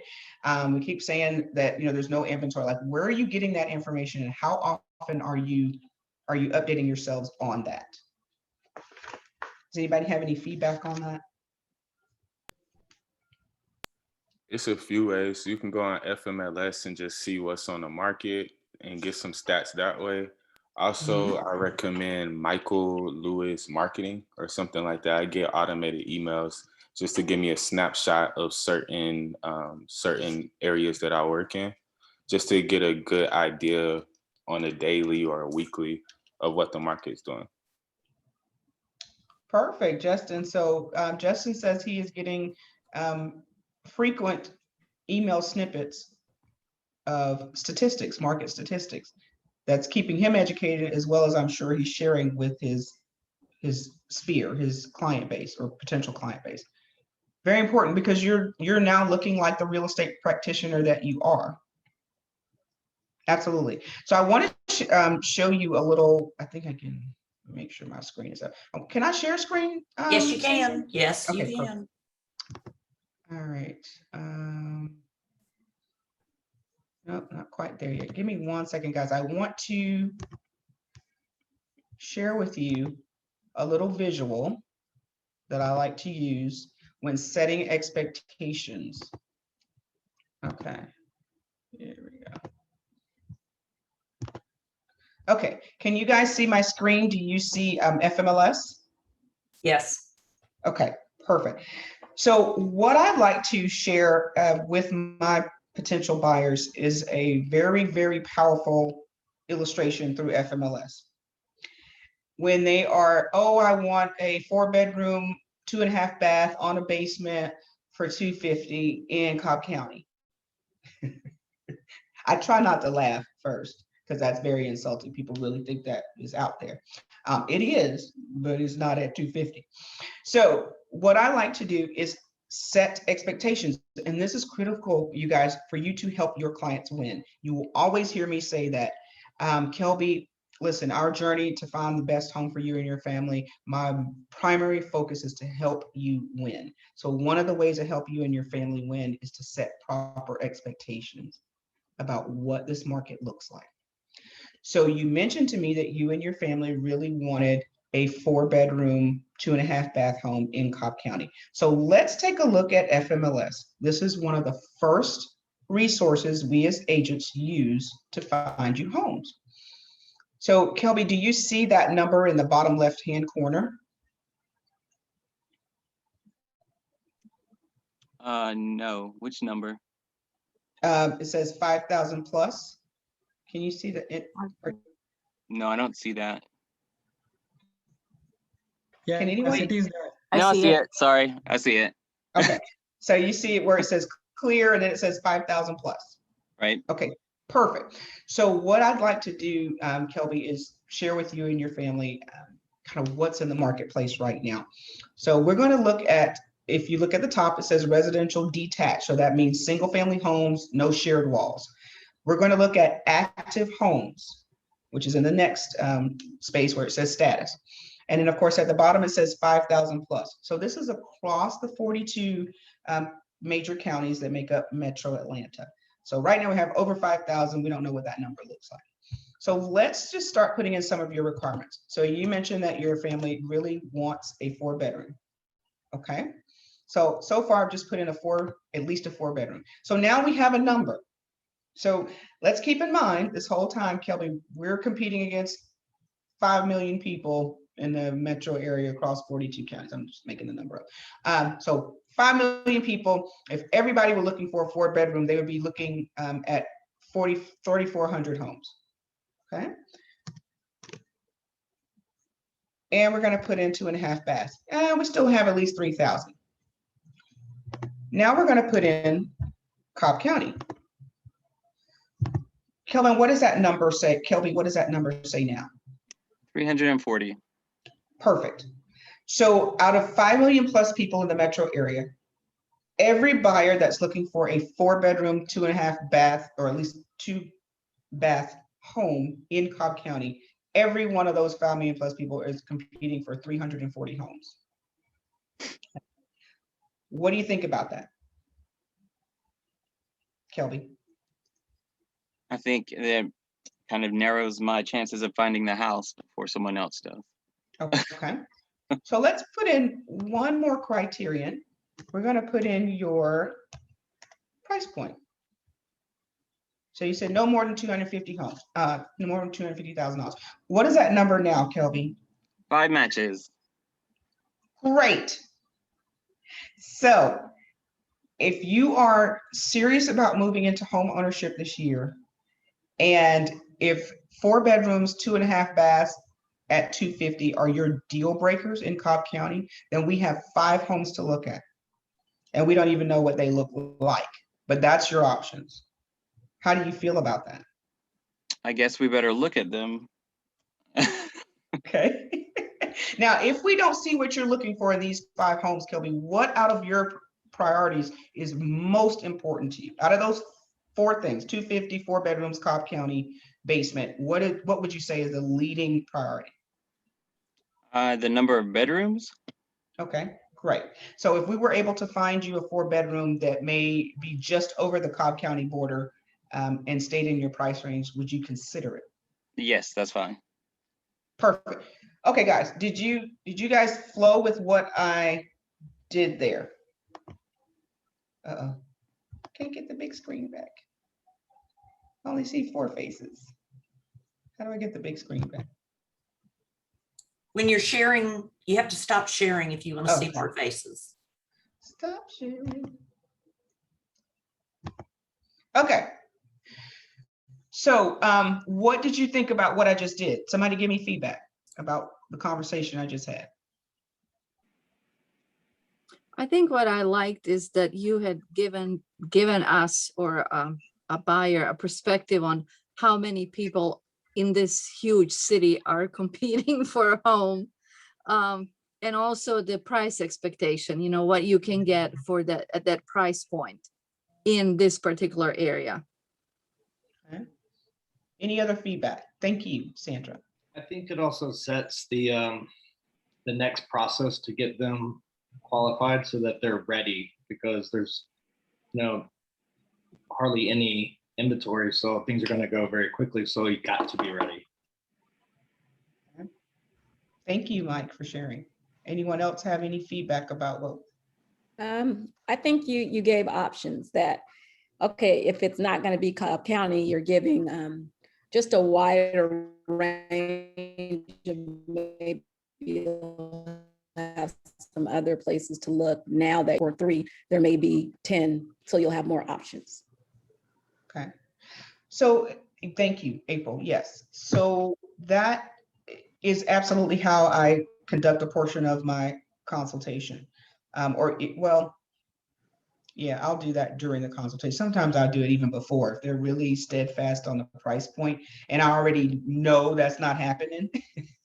Then I like to use this illustration. So it's not me telling Kelby that it's not happening. It's the market. It's the numbers showing him, look, we have 5 homes in Cobb County. You notice I didn't even look at them because the likelihood of him liking any one of those 5 is probably very slim. Now we could of course look at them, but notice what I did. I worked to get buy-in for an option before we even looked at those, because my guess is out of those 5, he's probably not going to like any of them.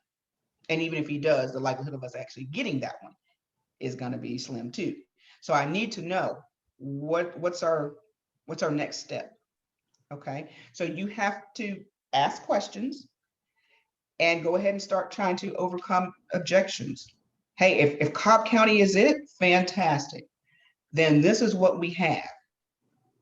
You can't, I mean, you can create some things, but again, that's a whole different conversation too. But you can't create these houses if this is what the inventory is. It is important for you to know some of your statistics though. So I think it was Grace that mentioned she wanted to work or chooses to work an area that she already knows. So if that's your model, then that's again part of your homework, guys. You should be doing that. If you're not working actively with a buyer or a client right now, and even if you are, that's part of your homework.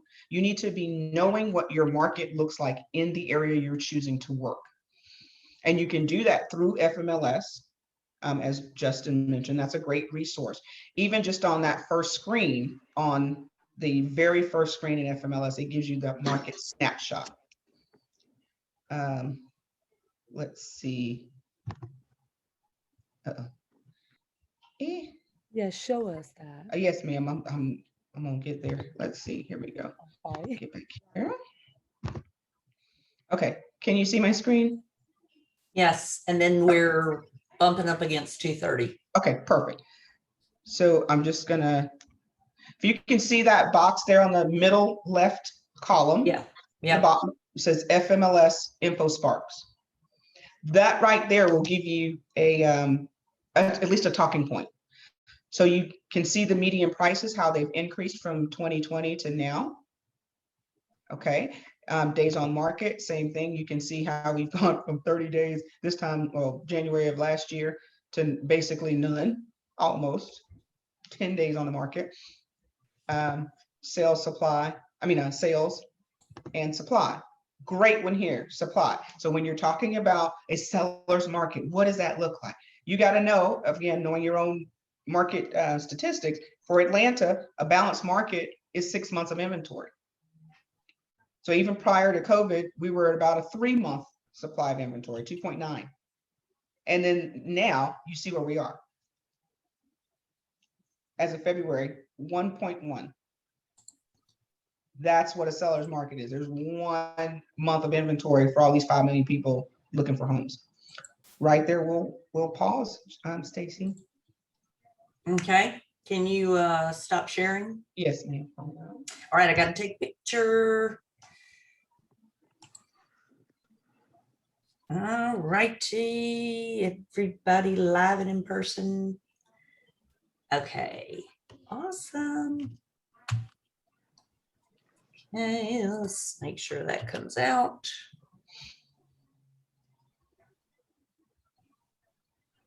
Ah, there we go. Okay, got it. And see you back at 2:45. 45. Okay, perfect. All right, I'm going to be playing with these videos, so all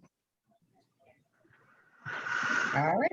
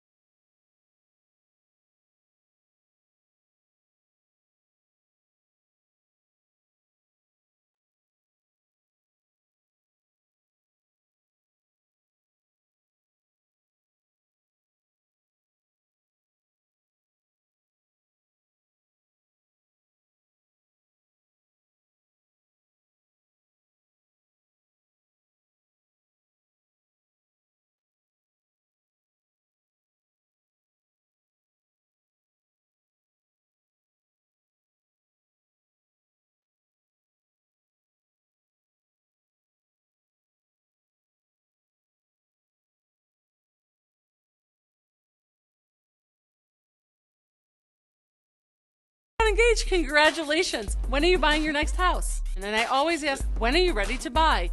When are you looking to move into your new house? What are those underlying tips of motivation that will tip you off to having a client that's ready to do business?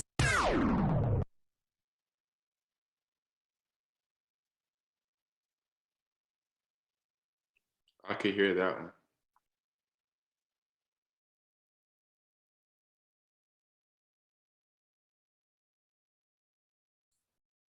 Okay, you could hear it? Yes, it's working now. Okay, I wonder why I'm not hearing it. So bizarro. Because I've got, anyway, thank you for that feedback. You're welcome.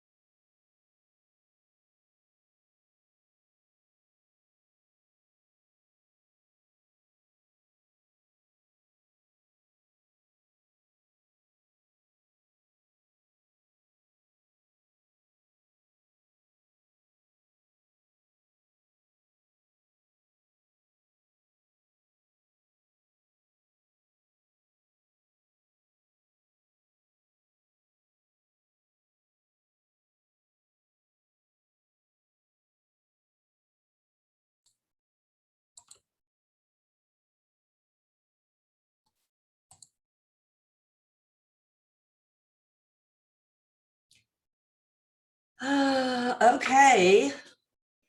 I've got 2:45s. Everybody come back, turn on your camera.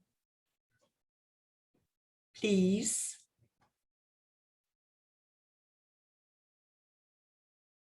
Okay, who gave me the feedback that you could hear the video? That was Justin. Okay, thank you. Now, was it overly loud? Sounded good to me. Okay, all right. Maureen, need to see your face. Delana, need to see your face. There I'm she here. is. La la. Okay, Lynn, who have you got? This is Max, and he's teething. He's not very happy right now, so I'm just trying to soothe him for a few minutes. Lots of drooling. Oh, yes. All right, Delana, are you with us? All right, kids, we're gonna do the old cheese. Okay, well, you gotta stop chewing. 1, 2, 3, cheese. Okay, Sandra, I think you're good. I think I took it after you took the thing away from your mouth. Let me see if it. Yep, got it. Okay. All right. So Tosh, can I try this silly video? Please. Okay. Oh.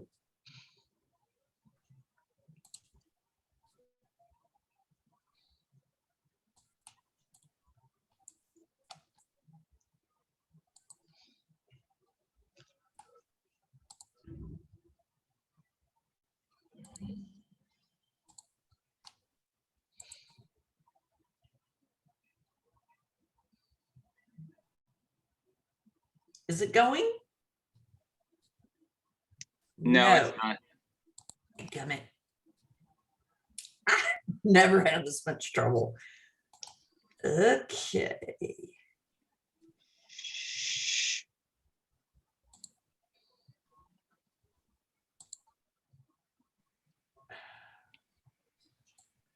Whoop, okay.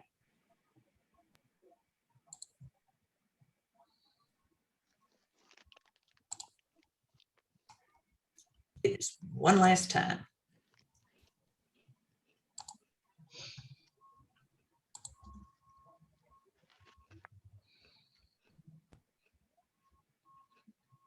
Oh my gosh.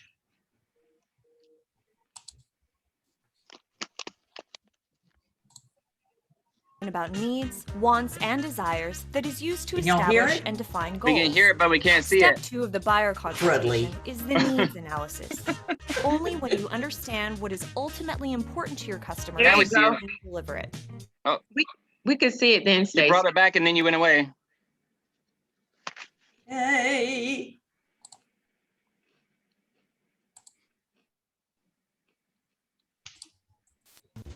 Needs analysis. The systematic process of Are we collecting good? information about Yes. needs, Okay. wants, Perfect. and desires that is used Yay. to establish and define goals. Step 2 of the buyer consultation is the needs analysis. Only when you understand what is ultimately important to your customers can you deliver it. Many agents ask their clients, "What do you want in a house?" and stop there. They don't realize the answer to that question isn't the same as "What do you need?" or "What's important to you?"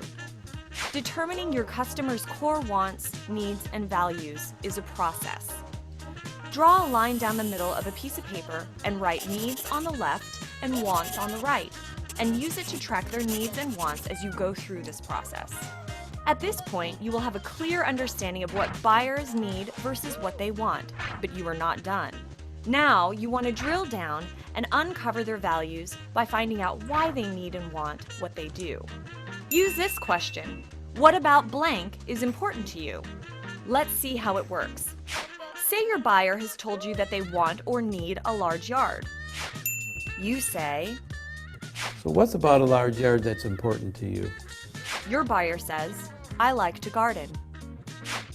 You ask, You like gardening, and what's important about gardening?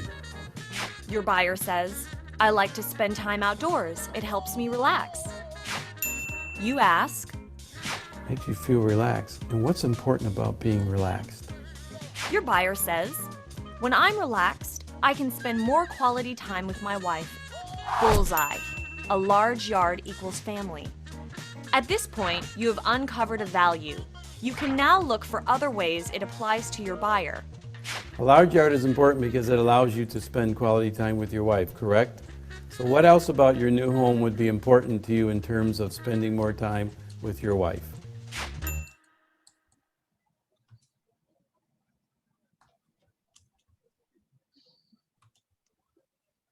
Oh, Okie dokie. So, Katrina, give me feedback on this video. What'd you think about it?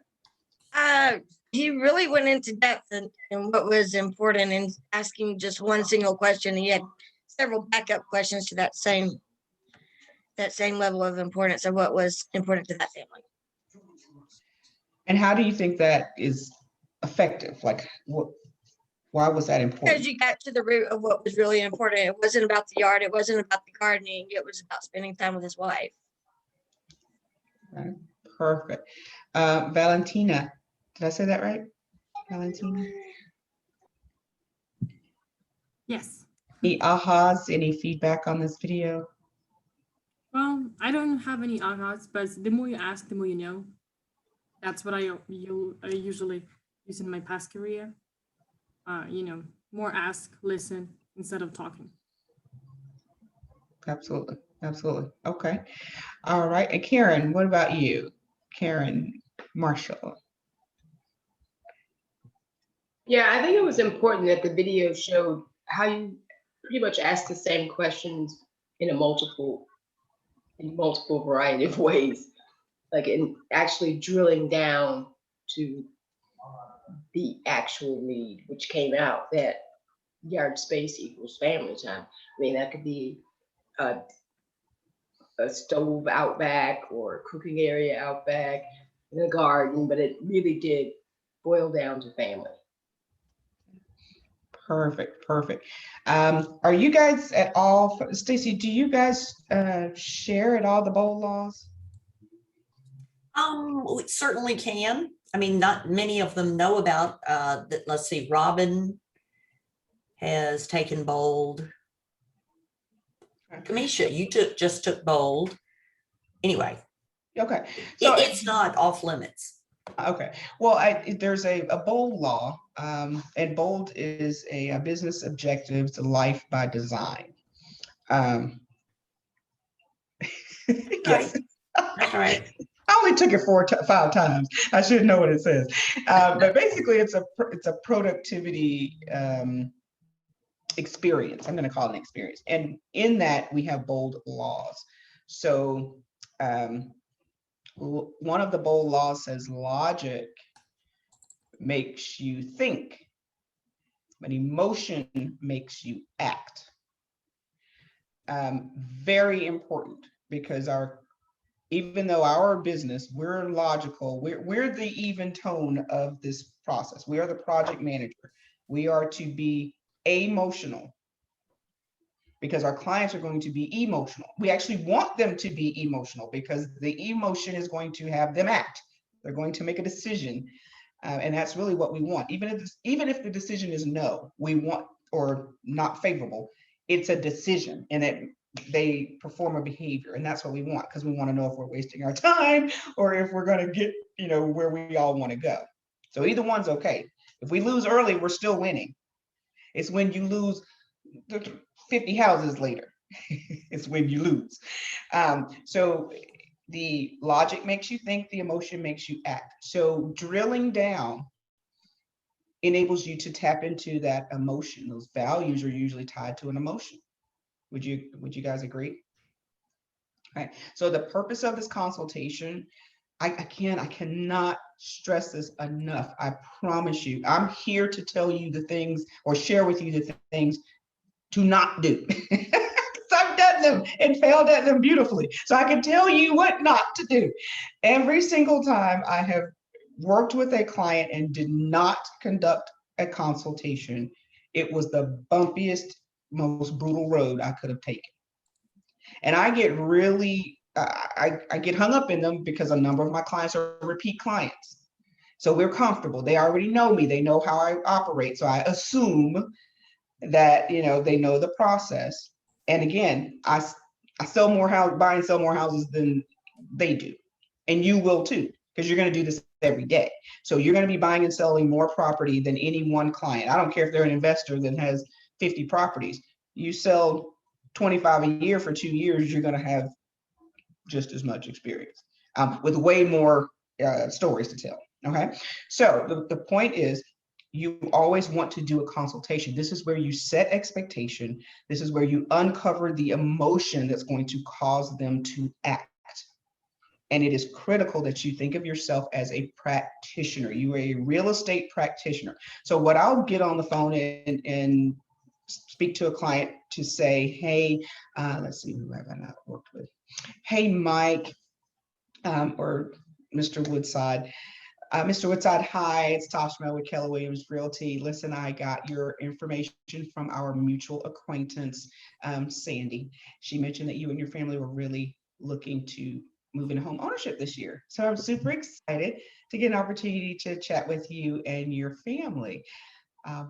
One of the ways, Mike, that, or Mr. Woodside, that I am able to help buyers win is by going through a consultation first. We need to make sure that we find the right strategy to help you and your family win. What do you think about that?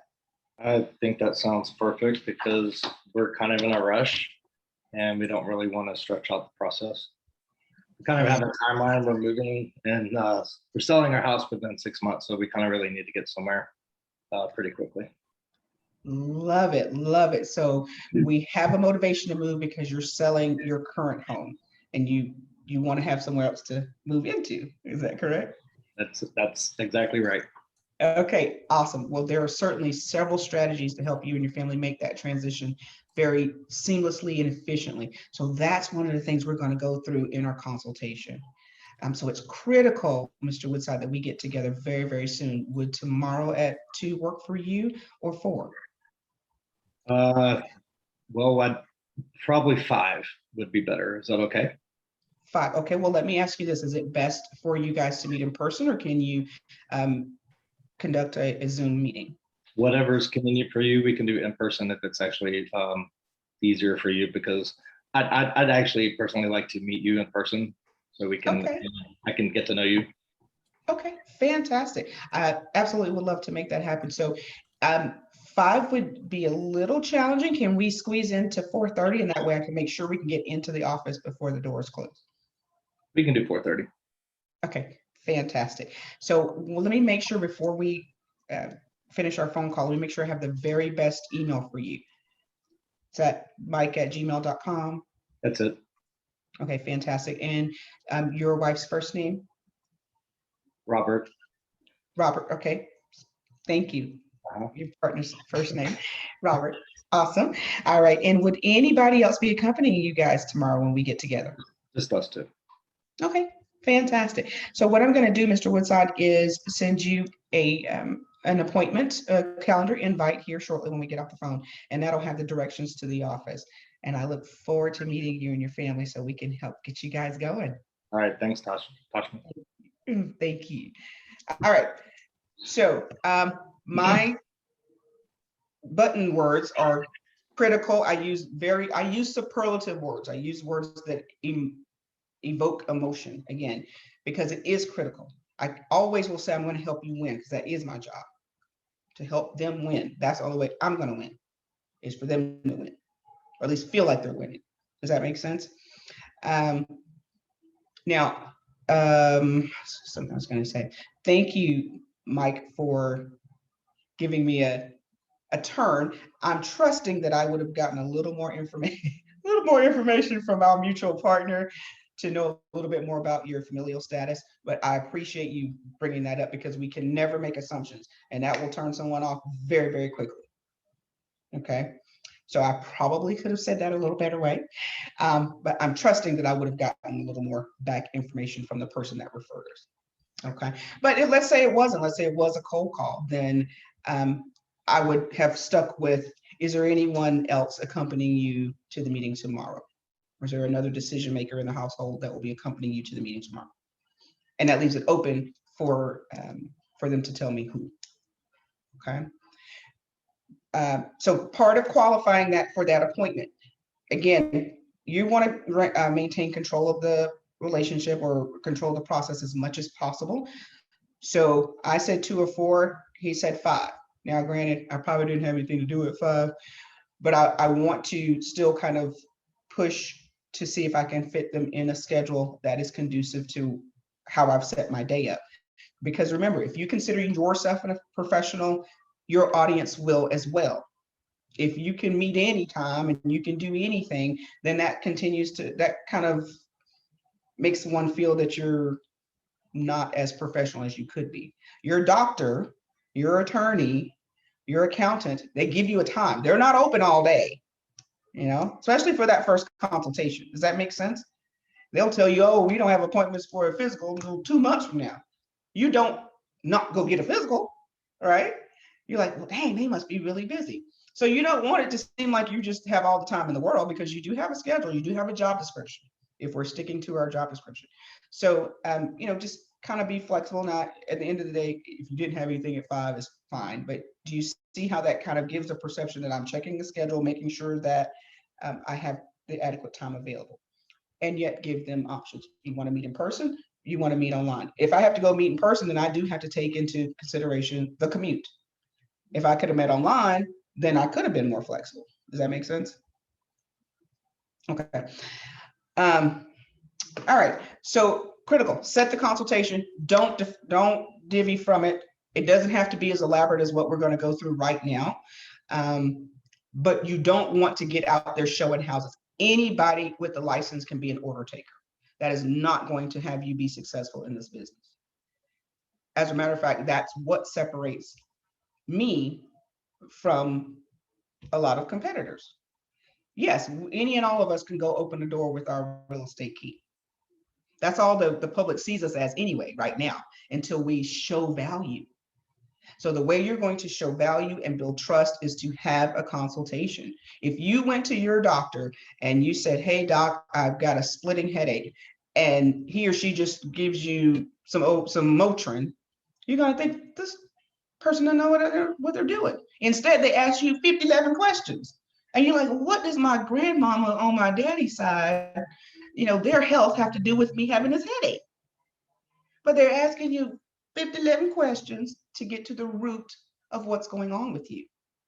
Does that make sense? And then they bring it all back around, because the likelihood of this in your family may be the reason why you're having these headaches. And then you're like, oh my gosh. So again, random person calling saying, hey, I want to buy a house. I want a 3-bedroom, 2-bath. Any one of us could get in our car and go run show that 3-bedroom, 2-bath. You've not made a connection. You've not shown that you build, that you're knowledgeable. You're just going and doing what they told you. But if Mike said to me, again, just in those few questions, he let me know, hey, we have a sense of urgency. We have a home to sell. We want a place to live. Just in those few questions, I am now armed to go into our consultation. So I already know the pain point is I got to make this fast and efficient and make sure they have somewhere to live, because they're wanting to sell their home in 6 months. Okay. So had we not had any conversation, I wouldn't have anything to kind of jumpstart our conversation, our consultation. Right? Give me questions. Any questions on why it's so important to have a consultation? Okay. All right. Hey, So, whoa. Hey, you guys, I can promise you that if you skip the consultation, it will come back to bite you, because there will be expectations that your client has that you don't even know about, because you didn't take time to talk to them and ask questions. Your deal is so much more likely to go sideways and not make it to the closing table. And we don't get paid until we get to the closing table. If you don't make the time for the consultation, it seems like work, it seems like hassle. Every agent that does it with regularity is successful, gets to the closing table, and has raving fan clients, and that includes Tashma. It's just the investment on the front end pays for itself throughout the transaction. I promise, promise, promise. I personally think that the buyer consultation is not just for the buyer, it's for us to determine if we want to work with that buyer. Because there's no money in the world that will make me work with my next door neighbor as a buyer, for example. So I think it's really good that we really evaluate each other too, and maybe we don't want to work with that buyer, you know. Or Tashma, did you ever have any situations where you had to say no to a buyer? Yes, I have been fired several times in my 16 years, and I have fired some folks in my 16 years. That's one of the beauties of being your own boss, because they were not in alignment with my values and mission and how I like to conduct my business. And I've actually referred them. And this is exactly what I said. You know what, Sandra, I really honor and appreciate the relationship I have with Stacy, who referred you to me. I really appreciate our relationship, such that my intention is to always make sure she trusts the decision for us to do business. I'm not sure at this point that I am the best person to give you the service that you need. So what I would love to do is partner you with someone who can definitely help you win much more efficiently. How does that sound? Does that mean you do not want to work with me? Oh, absolutely. No, it's not that I don't want to work with you. My job is to help you win, Sandra. And I really feel that this partner that I'm going to refer you to is going to have a much better success rate at helping you win. And that, at the end of the day, that's all that matters, because I want to make sure you're happy and that Stacy continues to remain confident that I'm going to service her friends and family. That sounds great. Well, thank you for your honesty. Really appreciate it. And I look forward to working with your partner. Absolutely. Now, see, that was sweet, right? Because 25% of 300,000 is much more than 100% of zero. All day.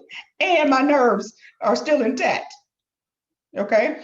So I know it's hard to appreciate when you maybe don't have a client and you're thinking, oh, I don't want to give my money away. Oh, I don't want to give this to someone else. Well, guess what? If it fails, you're going to get 100% of zero. Okay. If it's not your area, if you don't want to drive to Covington and you live in Ackworth, then refer it out to someone. You are doing that person the best service by giving them a local expert. And 25, 30% of something is better than 100% of nothing. And they will respect you. Who said something? Bala? Yeah, Tasma, I had a good experience like that. I think one of the clients really wanted all new, and looking at a 15 or 20-year-old houses, as soon as that person enters, he said, everything is old. I said, are you looking for a new house or are you looking for an old house? And what's your price range? What are your expectations? And oh, this doesn't have any upgrades. I said, are you looking for upgrades then? What do you want upgrade to be? Like a bathroom or a kitchen or whatever that is. If you are going to look at upgrades, then that's going to cost you another $30,000. And if we need to have upgrades, then we look at only those houses which have upgrades. So they are lowballing on the money they want to spend, but they want all the upgrades. I said, we need to get that right, because this is not going to work. You need to know what you are expecting and how much money you want to spend for that investment. Then, few conversations like that, streamlining, it takes a lot of effort to streamline their thinking and my thinking too, what they want, as opposed to what I think they want, right? So it's really a process, right? That's what I'm going through. Hello? Tashma, I think you're frozen. Hello? We can hear you, but you're frozen on your screen, Tosh. Hello? Yeah, you're back. Now you're back. Oh, wow. Okay. Your you video blew me away, froze. Paula. You have me stuck in excitement. You are absolutely right, though. And guys, I'm telling you, I cannot stress this enough. This 30, now I think the script actually says 15 minutes. I'm just going to tell you right now, I'm not doing 15-minute consultations. Now, my clients don't know that. My prospective clients don't know that. What I say is, hey, Stacy, just wanted to confirm our time for tomorrow at 2 p.m. Listen, what I have to share with you will be about 30 minutes or so. Okay, it could be longer, Stacy, depending on your questions. Are you okay with that? And so I haven't lied, but my consultations are never 15 minutes. They're never 30 minutes. I'm easily at an hour and a half. But let me tell you why. Because once we go through this, my consultation, I'm finding the house and selling the house and setting expectations in that hour and a half so that I'm not spending every weekend for the next 2 months looking for a house to do. So I'd much rather spend time today so that we don't waste time tomorrow. And I will say that. Now, again, I don't tell people out, nobody wants to willingly sit for an hour and a half of anything. Right? But I do say, hey, it could be longer depending on your questions. And people always have questions because they've not done this before. Does that make sense? Okay. So Tosh, my question. Yes, Delana. So you said it takes up to an hour and a half. So you do the consultation and then do you go through that exercise of pulling up FMLS? Is that what takes all that time? Yes. Okay. Yes. So literally my information, and I'm going to share it with you here in just a second. My information truly could take like 15, it could take 15, 20 minutes if we had no discourse. Okay. But part of that is actually asking those qualifying questions. What's important to you about that yard? You know, tell me what that looks like. What do your parties look like when you entertain? All those questions, I'm asking all those. That's like that dental, the doctor visit. And then we will view homes online if they're approved. So I wanted to mention, I actually had that in my head to say to you guys, I might be a little controversial and Stacy will smack my hand if that's true. I know in the manual, it indicates basically to make sure they're approved before you do a consultation. My philosophy, and this works for me, my philosophy is every buyer opportunity that I have, I will conduct a consultation. If they agree to it, I'm going to do it because that is where I practice number 5 in my job description. I am doing my scripts and role play. So if they're not qualified, they can't buy today, whatever happened, I have gone through my consultation. So that's why I can do it as a conversation. I'm not reading my book. I'm not nervous. I'm not doing any of that because every single opportunity I get to practice my buyer consultation helps me hone and sharpen my skills.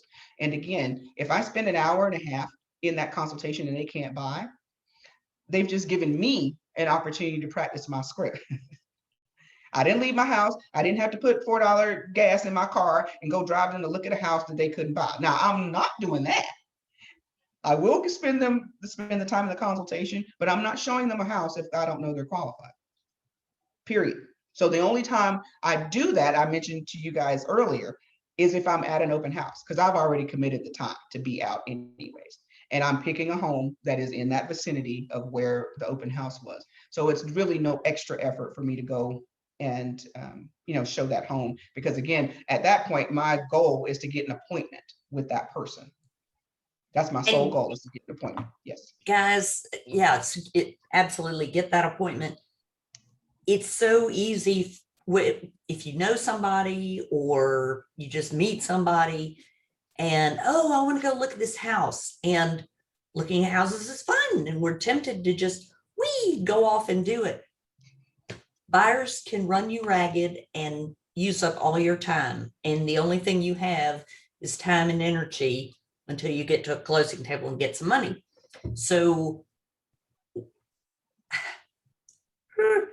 give them one freebie, one, like Tasha was saying, okay, we can show this house, but then we need to sit down and have a consultation so that I can serve you to the best level possible.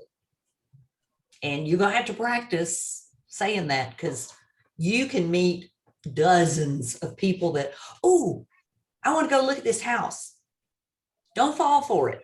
Don't, you know, it's this is where we want to help you win so you can help your buyers win. And that means getting smart, learning the NO word, and feeling more confident because you're going to practice doing a buyer consultation. You will be more valuable to them if you do. Tasha's shaking her head, nodding her head. Please, your job is to show value. Why should they work with you out of 10,000 agents in Metro Atlanta, 10,000 plus agents in Metro Atlanta? Why should they work with you? Anybody with a key and a license can go open. You don't even have to have a license to open the door. You can open the door. Anybody can do that. Why should they work with you? So if you haven't shown your value, then why should they work with you? And the only way you can present what you're valuable, why you are valuable, is in a meeting of the mind, in a consultation. Does that make sense? Yeah. I have a quick question. Yes. Have any of you ever used that first freebie showing experience and turned it into a buyer's consultation at that property? Okay, that's what I was thinking. Maybe that would be a good opportunity to sit with them for a second at that property and do the consultation there. That way they don't have to come back out again. Yes. Take your iPad if you're technologically inclined. Take your buyer packet if you're a little old school like me. Both of them work. And always have it on you. Okay. I have absolutely done that. After the open house, because that's the time that I take people to see it frequently. That's it. Now, the only other way they get around going to see a house before a consultation is if I can see that they're approved. Okay. If they have given me an approval letter, I've called a lender, I've gotten details, spoken with them and everything, then I may show them. And then yes, Crystal, at that instance, I would probably just roll into the consultation after showing that one house. Okay. Okay. I have a question, please, Tasha. Sorry to interrupt. Sally. No, Karen. Yes. I don't understand why. Is there a particular scenario why an agent would not do a buyer consultation? Well, first of all, quite candidly, the Keller Williams philosophy is not pervasive throughout the real estate industry. A lot of people are order takers. Because just like what Stacey said, one of your friends comes up, knows you're a new agent, and says, "Hey, Karen, I saw this great house over here on 123 Main Street. I really want to go see it." And you're like, "Oh my gosh!" All you're thinking about is, "Oh my gosh, opportunity to sell a house." I'm out. Yeah, I'll show it to you. And it is fun because now you're excited, like, "Oh my gosh, I'm showing a house. Oh, I can win. Oh, I can get one." Listen, by that third house, and you don't even know if this was the right area. You don't know anything about the motivation for the purchase. The thrill is gone by the third time. And so is a tank of gas. And then they'll go and look at a house at an open house and go ahead and tell the person there, "Oh yeah, no, I don't have an agent. I had somebody to open a door for me," because you showed no value. But we'll do it. People will do it because it's like, "Oh my gosh, yeah, I can go open this house." You want to establish yourself as a professional. Again, your doctor does not give you medication without asking you a million questions because his license is on the line. I understand. I just wondered under what circumstances would people not do it, but I get it now. In this market now, moving fast, I know plenty of them that aren't doing it because they're just, "Oh, we need to go get the house and get it under contract." Contract has more holes in it than Swiss cheese because they didn't go over it with the client. Client doesn't know what to expect. They don't know what earnest money is. They don't know. I mean, it's a hot mess. And so I'm going to say, Karen, I understand the homes are moving like hotcakes. And I know that you really want to see 123 Main Street. Karen, I'm here to help you win. And the way we're going to win in this market is we have to discuss strategies and techniques for you to be the prettiest girl picked at the dance. Okay?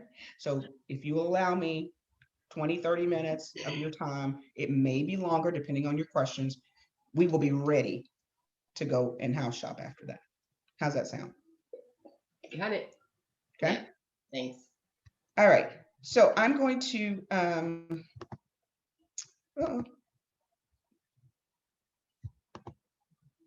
what did I just do? Lord have mercy. Okay, here we go. I'm going to share my screen with you. Okay, So this is my consultation packet, or well, the couple pieces of my consultation package in PDF form. I also have it in written form in an actual package of information. So the things that I put in my consultation are a copy of a blank purchase and sale, a copy of a blank buyer's agreement. I'll put in information about our vendors, because remember, you're the project manager for all things real estate. So you already know after the purchase or after the contract, there's still a lot of other things to be done. You want your lender information in there. You want your inspector information in there if you have that. You want information about yourself, your personal brochure, and why it's important to work with you. All of those items so that they have a resource. So you can have it in a physical package and you can have it online. Okay. Now this is my home buying blueprint. Can everybody see that? You can see it, Stacey? Yes. Ain't it pretty, y'all? This thing has had a couple of iterations.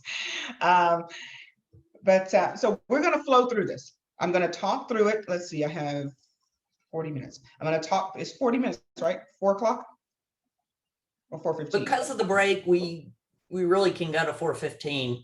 Okay. All right. So I'm going to talk through this with you guys. All right. So what I say is, okay, let's see who's up here. Maureen. So Maureen, I really appreciate you and your family coming in for our consultation today. There are 3 main objectives of our time together today. The first is to go through the home buying process from start to finish, okay? So that you are totally aware and informed about what it's going to take to get to your keys. So that's objective number 1. Objective number 2 is for us to go through your needs and wants to make sure that we are aligning those with what's in the marketplace. Okay?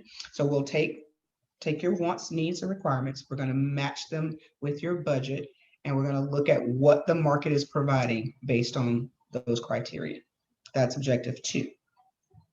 Objective 3 is by the end of our time together, Maureen, I am trusting that you will feel comfortable knowing I'm the right person to work with in this journey. How does that sound? That sounds great. Okay. Did you guys hear what I put out there? 3 objectives. Home buying blueprint. We're going to talk about the home buying process start to finish. Number 2 is the actual needs analysis. Wants, wishes, requirements. And we're going to go up to the big screen. If they're fully approved or pre-approved, we're going to take that budget that they've already shared with you, and we're going to put that with the wants, wishes, and requirements, and we're going to go to MLS and see what the market has. Okay, so it's not you telling them it doesn't exist, it's the numbers. Or that it does exist. We just have to see where it is. And then number 3 is getting them to buy into you and your team to service them. So you are not leaving that consultation without getting a firm yes or no that you are the right one to work with. How does that sound? Are we good with that? Okay, I'm only seeing 6 faces, so I can't see any nods. We get in the contract signed too, right? That's what that 3rd piece is. Okay. Working with me means getting my buyer brokerage agreement signed. Yes. Okay. All right. So we're going to step through this. I can't see you guys. I'll only see 5 people. So please kind of unmute if you need to ask me a question. The first line is preparing for home ownership. So the first thing we talk about is why it's important to hire a real estate professional. So at this juncture, I will pull out the buyer brokerage agreement, and I will go through the very top line.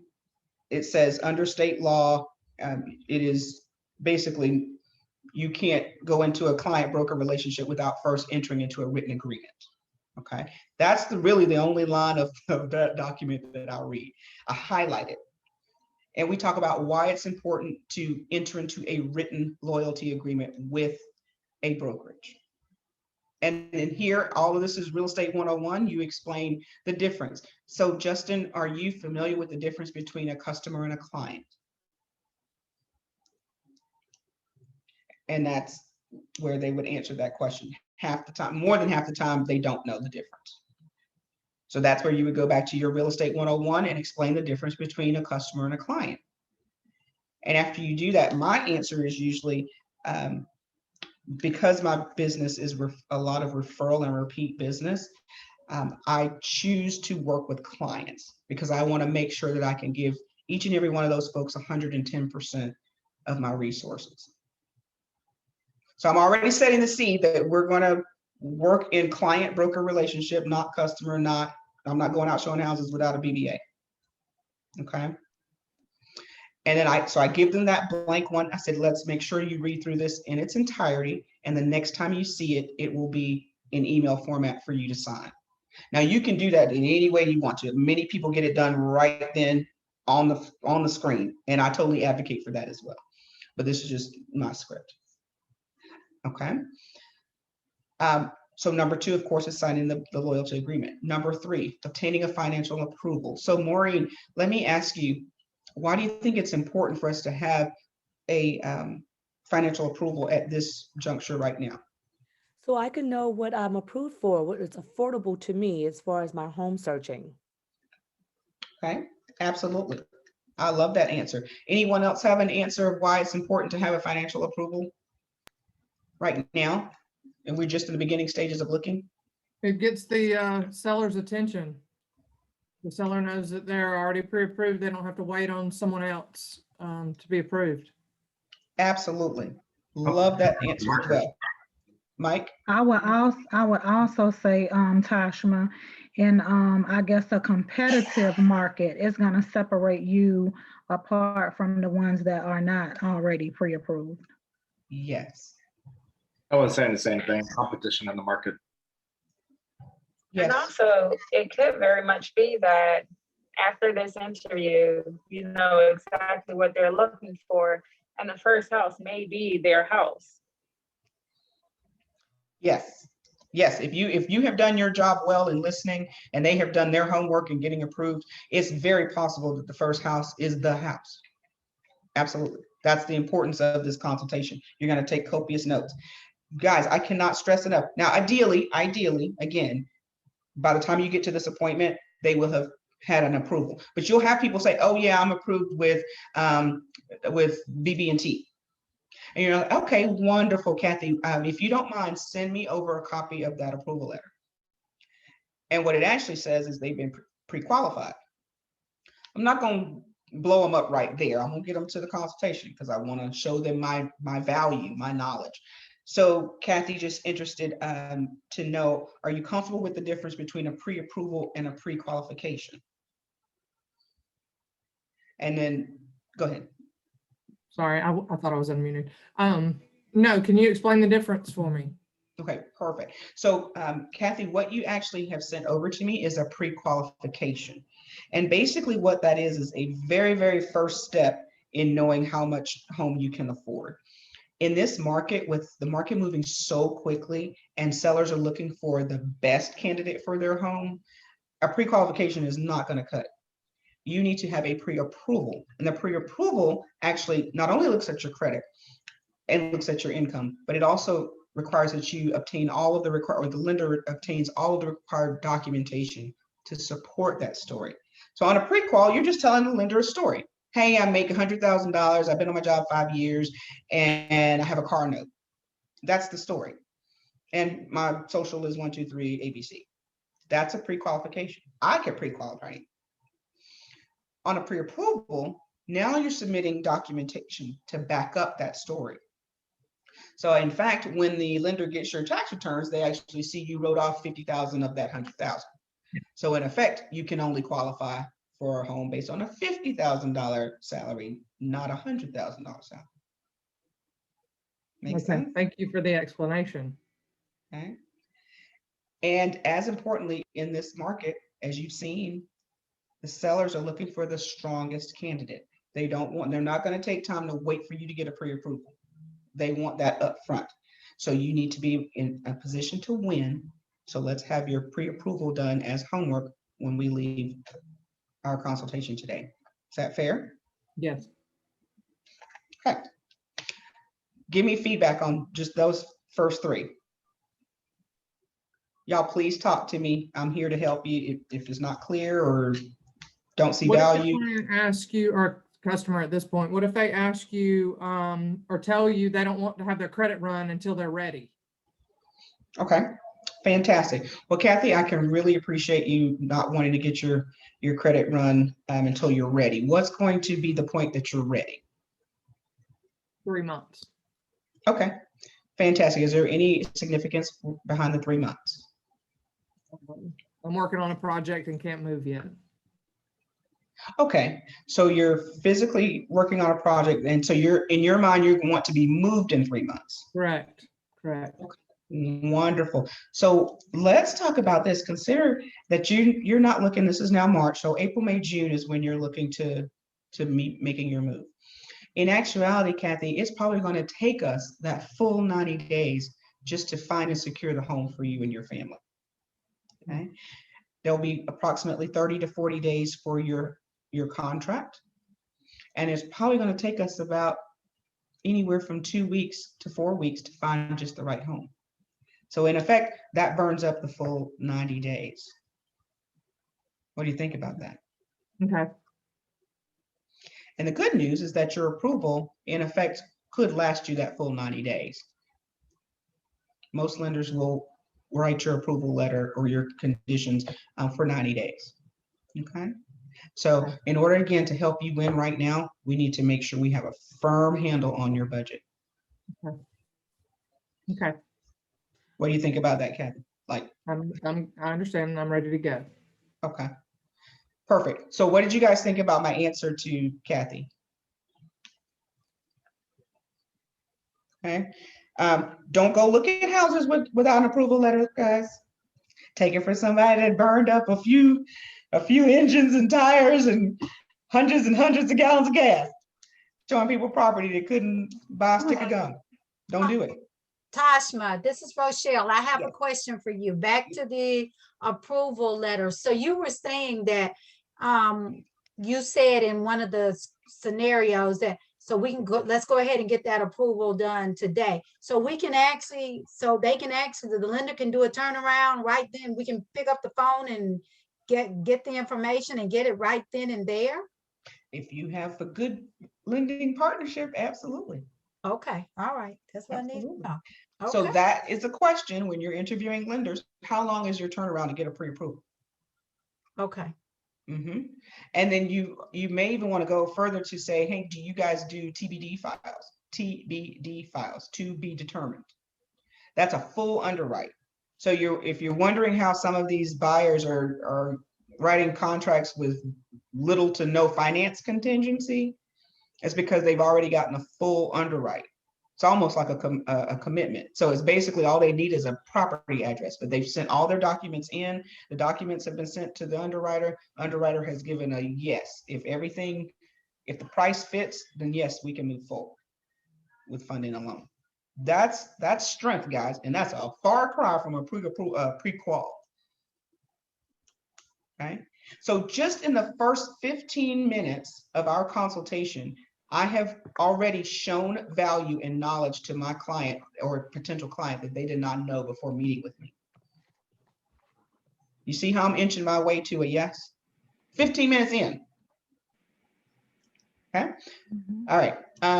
So after we get your approval, or we've gotten a firm handle on your budget, then Kathy, we're going to talk about your needs. So I know we mentioned a few when we had our initial phone call, but I really want to dig into exactly what you and your family are looking for and how important those things are. So I will spend a good bit of time. Well, yeah. Yes, Alan. Yeah, sorry. On the buyer's broker agreement, say that the client doesn't want to sign that and doesn't want to fight you on doesn't want to pay you the 3% if the seller doesn't want to pay you. What would you do to fight that? Well, really the question would be, is there a particular reason that if I find the home of you and your family's dreams, you would not want me to be compensated? I don't have a fight back on that. I'm just kind of curious to see if someone did say they didn't want to sign exclusive with you and they just kind of wanted you to find the house and then there would be a competition with another realtor, because I have a friend that's kind of the scenario he's going through. And this is not to be funny or slant to anyone. What I have found is that's only a question in the absence of value. Mm-hmm. By the time we finish this consultation, the people that I'm sitting across the table from, they don't want to go without me. Like they don't want to go unrepresented. Mm-hmm. So my answer on the money is it's not usually the money part, it's the do they want to work with me? And Sure. I'm okay with, if you don't want to work with me as a client, then I'm more than happy to partner you with someone else. I choose to work with clients. But the only reason they're going to make you compete is because they don't see your value. But Right. you've just given them value first 15 minutes in when you showed them that piece of paper they have is garbage. It's not going to get them a house. And they didn't know that. Okay. Okay. I just want to add to that. How do you respond when someone's trying to negotiate a smaller commission percentage? So right now, and that is subject to change, right now, the sellers typically pay our fee. So really it's, most of that is being paid by the seller, by the listing agent, through the seller. Now, with that being said, sometimes they're not paying 3%. That's a conversation you have to have with your brokerage as to whether that's something they're going to agree to or give you the autonomy to handle. But it's not usually an issue right now. I have seen in the marketplace that, the way we get paid is looking like it's going to change. So it will be more scripting very, very soon, which again, honestly, makes this process even more critical. Because the people that are just opening doors for folks, they're like, all you did was open a door. So why should I now have to pay you out of my pocket 3%? What value did you give me other than opening a door? I could pay somebody $30 a door to just open a door. So you have to show your negotiating skills, your customer service skills, your access to resources to kind of prove your worth for that money. Tashma, Yes, ma'am. have you had circumstances in your 16 years where the selling client refused to pay the 3%, the whatever the commission is for you, and the buying client is the one that actually had to pay? I have, but it wasn't a surprise. Like we have this conversation at the agreement stage, that it is whatever number I've put in there, 3%, 4% of flat fee. It happens a lot with investors. I'll put them and let them know up front, listen, that's a minimum of $1,500, irrespective of the price of the home, because there's some fixed costs to doing business. And I'll put it in there that it's, if the seller doesn't pay all of it, then you're going to pay the difference. But you have to know your worth. Trust and believe. It's much more work right now to find a even anything under 300,000 than it is to, do $1 million house. So you're going to work for that 3%. You need at least the amount of money to cover your administrative costs and, and feed your family. I have a question. Yes, Maureen. Going back to the client saying, or the customer saying they're not ready, not until 3 months they'll revisit, and you give them that pitch and they do go with it and they get pre-approved. How does that look with the pre-approved? Does a pre-approved expire because they haven't found a home and they're not ready for the home until 3 months? I don't know how that looks. I'm just asking.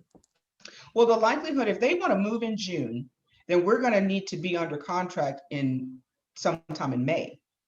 So It will not have expired, actually, as early as April 30th. The last week in April, we need to be under contract so they can close in May. Shoot, honestly, I'll even bump it to now. I'm like, hey, listen, you said you don't want to be in your home till June. What does that really mean? Most of the time, that means they don't want to start paying, being financially responsible for the next place yet. So you want to back into that process. It takes about 30 days if they're financing to finance the home from contract to close. Okay, so if they want to be out by June 1st, then that means they really can close as early as June, May, April, and their payment wouldn't be due till June 1st. So they could go under contract in April And now we're in March. That means we need to be looking this weekend, because between me and you and the fence post, it's probably going to take us 2 weeks to 3 weeks to even find a house. So that's already going to push or find a home that we actually get an accepted contract on. So that's going to take 3 weeks. So now you're already in April. So when you put it under contract in April, the close date will be the end of May. Really, at that point, their first payment won't be due till July 1st. So now they have all of June to move freely and not be anxious about having 2 notes and all of that nature. And now you've gotten a deal solidified really in April that's not going to really come to fruition until June. For the buyer, it's not going to come to fruition until June or July.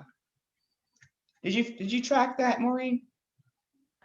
I did track that, but I like to take notes. So I know we're just having open conversations, and this it's all good. And it's actually things that we will need to play out. So I wanted to go back when the customer said, I'm not going to be ready until 3 months. What you said back, I wanted to write it down, because not that I'm going to go by strip, but it's just power is knowledge. And what you said is correct. The customer is going to understand and go, yeah, you're right. Yeah, you're right. We might as well get the ball going. But if I don't know how to say it, you know, I can read all day, but just the way you said it made sense for me. And I know it will run off of me easy on how you said it. Well, the first question really was, so tell me what's important about June. And I think Kathy said she wanted to move. I was working on a project. Working on a project, great. So you didn't want to move from your current location because you're working on a project. And it would be up in June. And then I asked her, so are you looking to be moved into your new place by June? And she said, yes. That was my ding ding to say, we need to get started now, Kathy. Because in this market, it's going to take us probably 2 to 3 weeks to find just the right home for you. And in order for us to put it under contract, we need your approval now so that we can go shopping. And then we'll contract you in April. You'll close at the end of May. You'll have June to move. And then your first mortgage payment won't be due until July 1st. How does that sound? And then Kathy's smiling. So that meant I hit a good nerve for her. So really, Kathy, we really do need you to get that approval firmed up as soon as possible so we can get shopping for your home. And the good news is that approval can last you up to 90 days. So speak directly with your lender, but most lenders will have an approval letter good for 90 days. Did that answer your question, Maureen? Okay, perfect. Okay, so analyze your needs and buyer consultation. We're going to come back to that. Then we move down to the second line, selecting properties. So what I do here is after our consultation, Rochelle, we are going to select a few properties for you to consider. We're going to do that here in the office on the big screen. We're going to take your approval letter. We're going to take your wants and wishes and requirements, and we're going to see what the market has to offer. So yes, during the consultation, I will pull up FMLS and we will do online shopping. This is really where we level expectations. Now, once we find a home that you're interested in, Alan, we're going to set up time to go view the property. So I want you to be aware of what my vetting process looks like. It's not just about finding the home to go look at. We need to make sure that the position of that home. So I will call the agent or text, communicate with the agent and talk to them directly or someone on their team. Is the home available? Yes. Do you currently have any offers? Yes. Would you be willing to share how many offers? Most of the time they'll tell you, they might not give you a number, but they'll just say, we have a lot of offers. Okay, wonderful. Will the seller consider a backup? And whatever that answer is, great. And is there anything outside of price that is important to your seller? Okay, so those are just 5 questions. But I want you to know, Alan, that this is what I'm doing for you for each home. So if you don't get a home back from me saying it's good to see, it probably didn't pass one of those on the test. Okay, but I want you to know that we're making sure this home is really available for you and what the condition is or the position is. Okay. Now, any feedback on those questions? Why do you think I ask all those questions? Saves you time and it just doesn't get your buyer's hopes up. Let's Okay. say because I had a situation where it was an open door property, but they weren't accepting any FHA loans due to the appraisal, and the purchase price was higher than that, and the appraisal is stuck with the property. So we looked at it, they liked it. I didn't really look all the way into the private remarks, so definitely learn from that. Yes, the hard way. Go show a couple of open door houses to FHA buyer. You're gonna get your feelings really Right. hurt. What time wasted. So you guys you need to vet the property, and that's what I call it, vetting the property. I am going to read the listing, see what the agent said, and then I'm going to call that agent or someone on their team, whoever I can get on their team to answer my questions. I'm going to get those questions answered before I get in my car and drive from Midtown to Decula. I don't know about y'all. Okay. But listen to the answers. Just because the home is under contract, if your buyer really, really likes it, leave it on their favorites. And again, let them know, hey, we can always consider putting in a backup. No one wants to feel like they weren't the prettiest girl picked. Like, we get in our feelings, but that's for your clients to do, is get in their feelings. Your job is, again, to be emotional. You're the objective person here. So they picked the prettiest one because it had the best terms for them. There's a many reasons why that person's could back out. You could be second runner up and end up being first runner up. I've had a number of people get the home they love because they took the emotion out and just said, hey, well, I can always write a backup offer and I can keep looking. And if I find something better, we're going to rescind this offer. If I don't find anything better, then at least I'm still in a backup position, and people have moved into first position.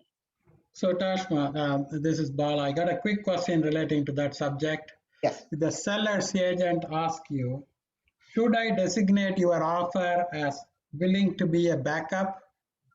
What are the risks? If the first, what are the risks in that? Or, if that question comes out, should we accept that or should we not accept that? Well, the short answer, Bala, is depends on what are the terms of your agreement. So if you have a backup agreement that has no due diligence in it, then it could be risky. There you go. That's what I was wondering. Okay. Because the plan is, the conversation that I have with buyers is, hey, we can go into backup position, and if we have any number of days of due diligence, we can continue to look. Right? Because what backup position means, just so you guys are clear, is that you're going to negotiate the contract just like you were in first position. All the terms.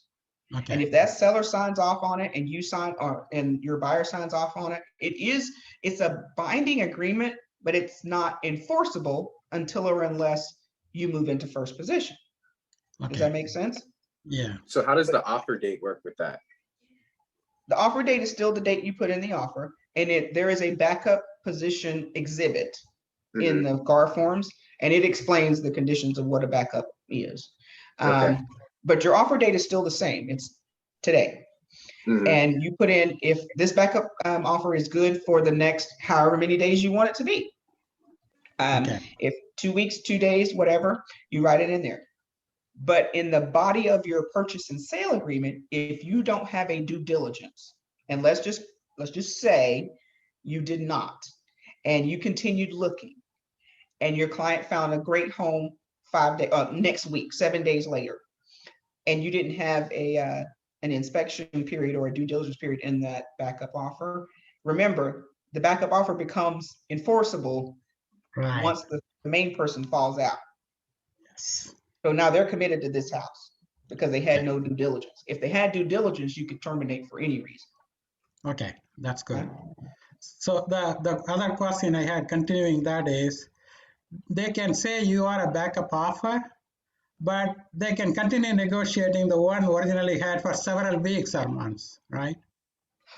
The answer is yes, but again, in the backup exhibit, there is a time frame that your buyer is giving, that I'm only going to be back up for so many days. Got it. Thank you. And then it automatically rescinds or terminates. Okay. Appreciate it. Yes. No problem. Okay, so viewing properties, write the offer. So at this point where it says write the offer, I bring up the purchase and sale. So we go through the purchase and sale agreement, not line by line, I give 5 hot areas, and I would like for you guys to write these down.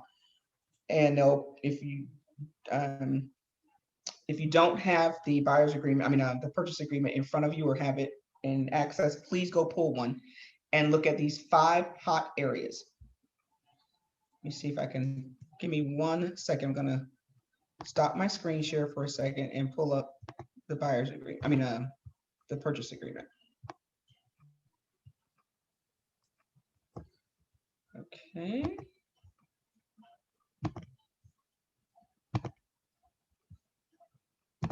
Okay, can you see purchase agreement there? You see it? Yes. Okay, perfect. Yeah. Yes. Okay, so I'm going to show you the 5 hot areas. Please disregard the fact that it says 2020. The contract is different now, but the 5 areas are going to be the same that I want you to focus on. And this is literally what I say. Okay, Justin, when we find the home that you love, I don't want that to be the first time you see a contract. So what I am giving you is a blank contract for you to review. Please, please, please, Justin, review this document in its entirety. And if you have any questions, I'm here, text, phone call, email, okay? What I am going to discuss with you are 5 hot areas that I always want you to pay attention to whenever you get an offer from me. Because remember, we're not going to have time for you to take 2 days to read this contract when you find the home that you love. So I want you to be ready to jump into action, okay? So the first section is number 2, purchase price. And then we'll go through what purchase price means. I will ask the client, hey, Bala, are you comfortable with what purchase price is? I know it seems obvious, but are you comfortable with what it is? And I'll let them answer. Setting expectations. What I'm going to say here is in this market, Bala, the thing that's important about purchase price is I need you to be clear. We will not necessarily have the luxury of going down on price. As a matter of fact, Bala, we're probably going to have to offer over list price. And then we talk about why. So I'm setting it up at the beginning, guys. We just had a sales meeting for the KWAP people last week. One of the listing agents that does a lot of listings, she said, she's like, I don't know of any buyer's agents that are encouraging their clients to put in full price offers. That doesn't even sound logical, like full price offers. Like you need to be coming expecting to go over.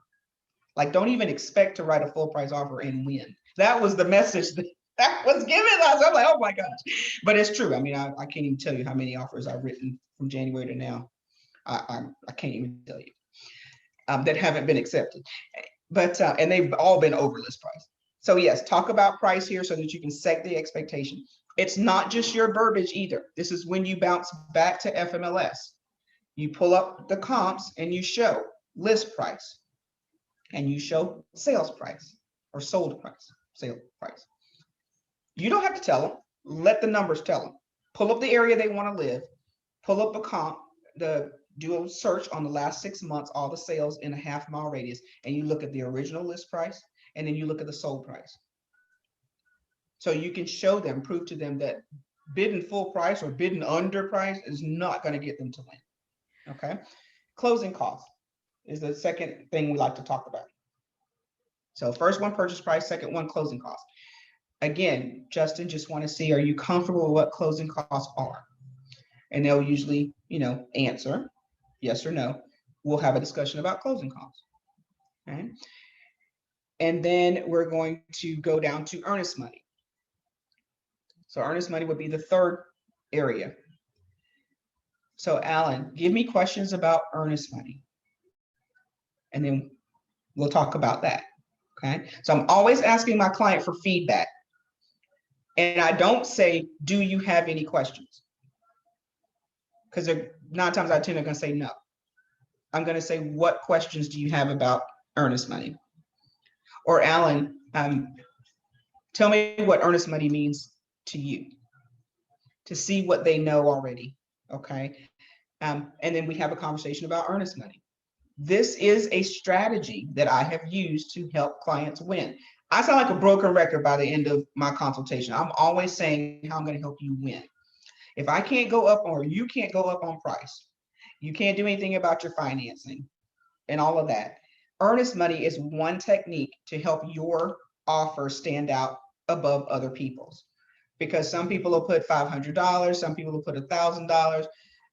If the house is $500,000, you put in $1,000, you're not going to be taken seriously. We can go burn up $1,000 around the corner.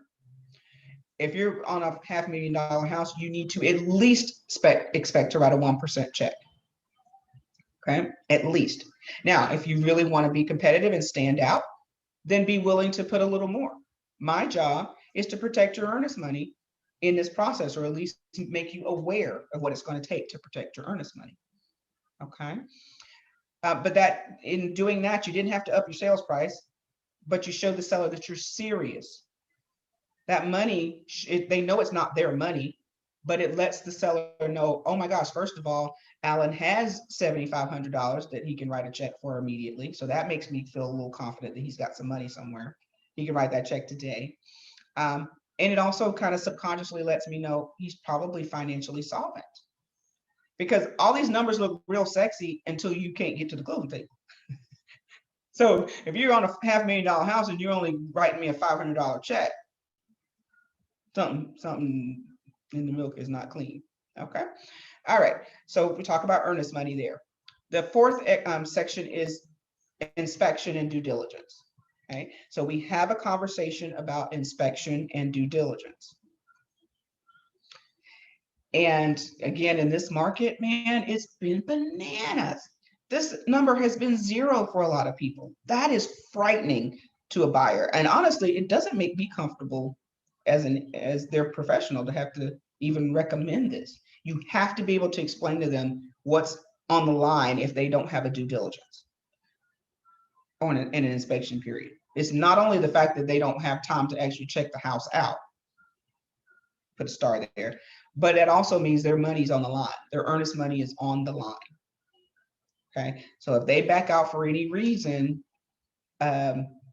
because they have a 0 in due diligence, and if they have a 0 in the finance contingency, they're not getting that money back. Well, let me not say that. The seller reserves the right to keep their money, which 9 times out of 10 the seller will do in this market because they tied their house up for somebody they couldn't get to the end of the line. Make sense? So this needs to be a conversation. So I don't remember who asked me in the beginning why this, that the consultation would take more than 20 minutes. I'm going through this stuff. I don't know about you guys. I want my clients to be fully armed and I want them to know the worst, and then we're going to work for the best. But you be a part of somebody losing $5,000. Your career is going to take a hit right at the beginning if you have not explained what's on the line. Does that make sense, guys? Tashma, yes, Rochelle. Is there a limit for the time period for due diligence? Great question. No, everything up. Thank you for that. Let me back up to give a general statement. The way I explain the purchase and sale is that anything on this contract with a fill in the blank is negotiable. It can change. It can be anything. So that's kind of generally how I position the purchase and sale. Anything with the fill in the blank on this contract or agreement is negotiable. So it can be anything. Now, the industry in our area has come to expect at least 1%, but it can be anything. So again, you cannot quote earnest money because that is a negotiable item. So you can't tell somebody you have to do X, Y, Z. I'm going to give you recommendations on how I think you can win. Okay. And then due diligence as well. Same thing. That's a negotiable item. I just got a no thank you for an offer I wrote because my client really didn't feel comfortable with a 0 due diligence. And that's when I asked the agent what was the strongest offer, what did it have? It had no contingencies, meaning no due diligence, no inspection period, no finance contingency, and they were willing to pay above and beyond whatever the appraisal came back at if it didn't appraise. How the heck are you supposed to compete against that? But those are the types of things. So you do it. So is that what you meant when you? Go ahead. That last question that you mentioned, is there anything outside of price that is important to the seller the things that you just mentioned now, is that what that is referring to? Okay. They will usually tell you, Thank we you. want a clean offer. Some of them will tell you, you know, we're not taking FHA. It doesn't have to be a bad house. They're just like, oh, I don't want to deal with FHA buyers. They don't have to in this market. If a seller chooses not to work with someone that's FHA, they don't have to, because there's 10 other ones that are conventional and 5 other ones that are cash. Okay. Some people I have had offers get accepted that the seller needed to stay longer. So believe it or not, that's money. When you start consulting with sellers and seeing what's important to them, it's not always price. It's convenience too. I have 3 kids, all under the age of 7, and 2 dogs. And to pack up a house I've been in 15 years. I need 3 weeks after closing to move. That's what's most important to me, because if I can't, then that means I gotta pay somebody to pack me now and hold that stuff until I can move into my own place.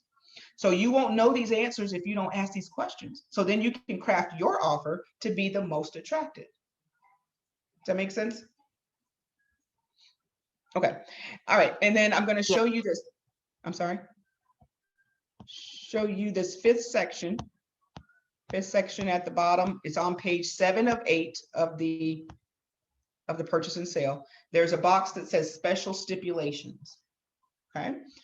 In that box, that is where you can put everything and anything else you want to negotiate for. That's outside of price terms. I mean, you know, price and closing costs and things of that nature. So everything that won't fit on page 1 can go in the special steps. So that could be anything. I love the house. We want the refrigerator and all the blinds. Love the house. We want you to take the raggedy swing set in the backyard. Don't say it like that, but that's what you mean. Love the house. Please have it professionally cleaned. Any of those things that you extra things you want done, that's where you would put in special stipulations. Now, again, one of my strategies as I'm coaching my buyers to win is that when we present our offer today, we want that thing to be as clean as possible. Preferably nothing in this box, because when an agent is going through 20 offers, they're looking for it to be clean. Okay, but that is not our last area to negotiate. All right, so I'm going to pop back here real quick on the purchase and sale. I mean, on the buyer blueprint. Can I ask you a real quick question? You sure can, Kathy. You mentioned closing costs, to just talk to them about closing costs as one of your top 5. I personally had when I purchased a home, someone told me that was in the realm of real estate that I was dealing with, how much I was supposed to bring. They were not the expert. They were not the lender. When I came the day before, they told me this is what you've got to bring, not from my lender again. They told me now I had to bring $3,000 more. So I tried to avoid that as an agent. I tried to avoid that because I'm not the expert on closing costs. So how do you handle that without promising? I know I'm not promising, but it appears to be promising what they need to bring to closing, or what have you, what it could be, what the closing costs could be. I'm scared of that is the reason why I'm asking, because it happened to me. Great question. I'm going to pop to the next slide in my home buyer blueprint. When we get to closing costs, we mention it there. And then after I go through this blueprint, Kathy, I actually have a 3rd page in my presentation that is the costs related to closing. Okay. I will break this down, and I start the conversation with Kathy. I am not the financial expert. I have, however, sat across from the settlement statements of hundreds of buyers. And even if you've only sat across the table from one buyer, I've sat across the table and read one of these settlement statements. I have also conferred with my trusted lending partner to get these items broken down for me. What tends to happen is, even though I know you're going to speak with your lender, Kathy, you're going to have questions and you're still going to come back and ask me, what did he say in English? It happens all the time. So I spend some time with you so that you're clear on what the terms are. Now, to get the precise numbers, you're going to go back to your lender, but we're going to give you a really good high level idea of what your numbers look like. How does that sound? Okay. Okay, and I do break this down. So again, back to my statement about why my consultation is not 20 minutes, because that absolutely is what happens. You're going to call BB&T, they're going to give you this fee sheet, and you're going to be like, what the heck does this thing say? And you're going to call me. And I'm like, I'm not the money expert, but I'm the project manager. You're going to come back to me for everything. So I'd rather talk about it up front. Do you even know what a mortgage payment consists of? So we break those terms down. In that other box, 90 out of 10 people, 9.5 people are not clear that there's actually closing costs, and then there's costs associated with closing.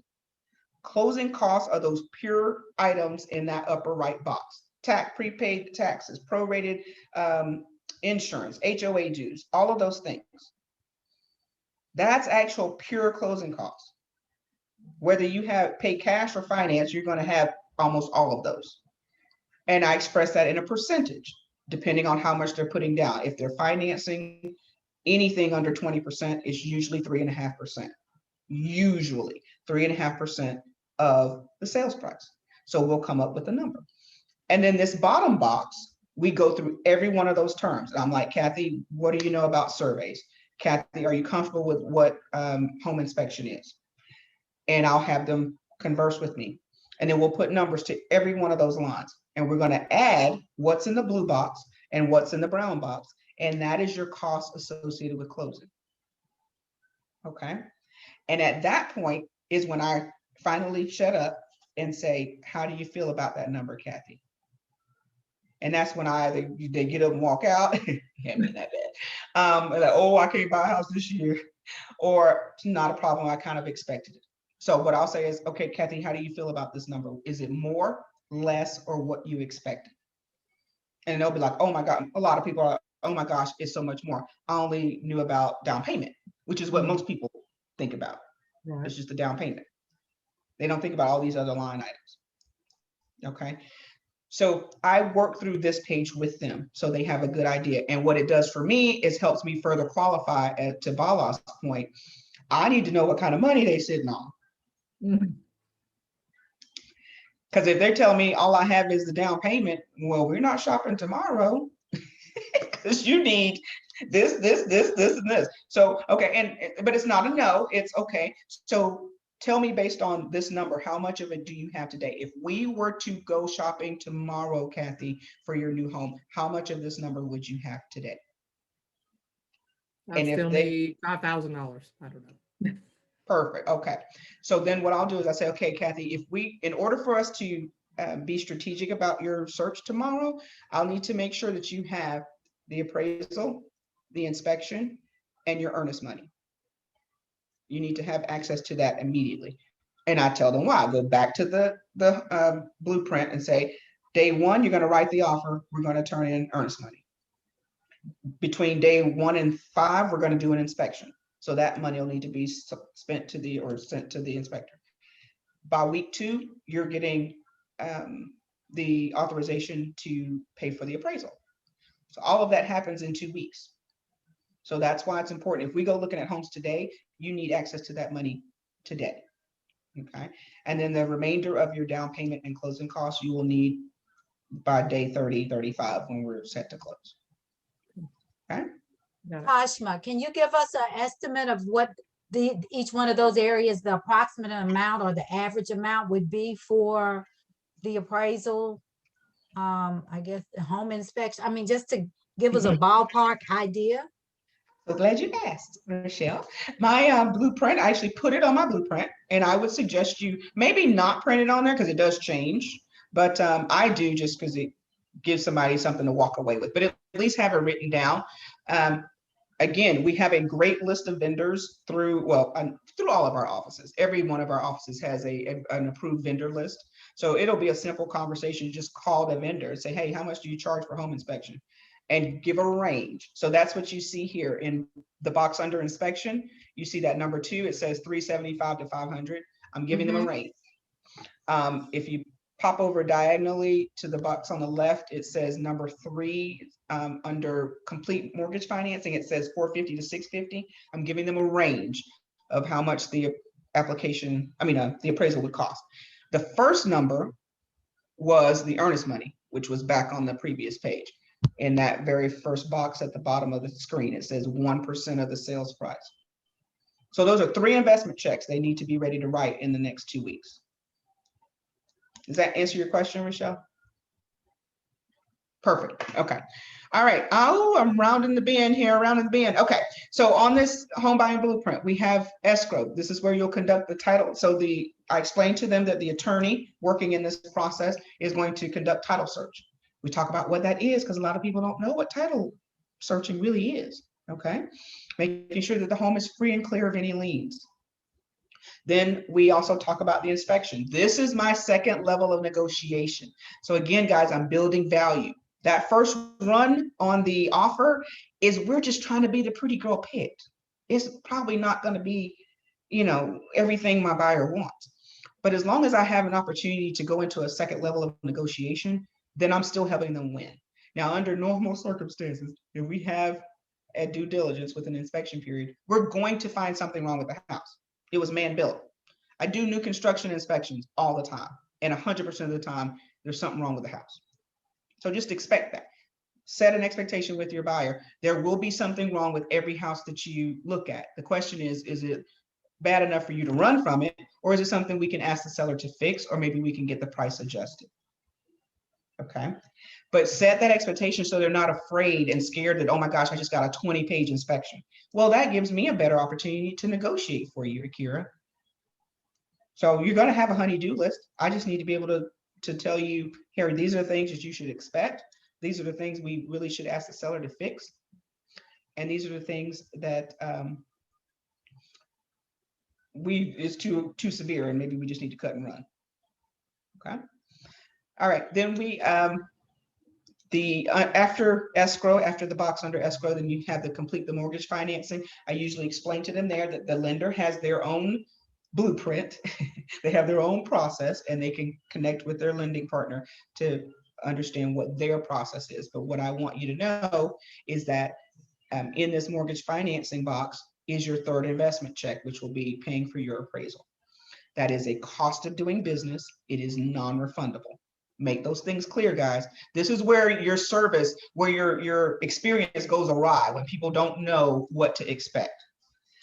So if they get through the inspection is a fee and it's non-refundable. It's cost of doing business. So if they decide that the house was a lemon, then that's money spent and they're not getting it back. With the application for the appraisal, same thing. That's a cost of doing business. They're not getting that money back. So if they decide not to move forward with the house, or the seller decides he doesn't want to reduce his price, that's money gone. Okay. And then the earnest money is that one bit of money that is potentially refundable, based on how you craft your offer. All right, 2 more minutes. So then we get down to the very bottom of my screen here where it says receive the closing disclosure. So this is the time that the buyer would be comparing their numbers, their final settlement numbers, to what the lender told them when they first started the process. Okay. And even quite frankly, they compare it to the fee sheet that I work with them through. They're usually all actually pretty close. If you do 3.5% to 4% on closing costs, and again, another at least 3.5%, depending on how much money they're going to put down, you're going to be pretty close. You're not going to be the expert and you're not going to have the number down precisely, but you'll be close. They need to get that number from their lender. Even if that means you need to call the lender and say, hey, I need you to send me the fee sheet. Okay.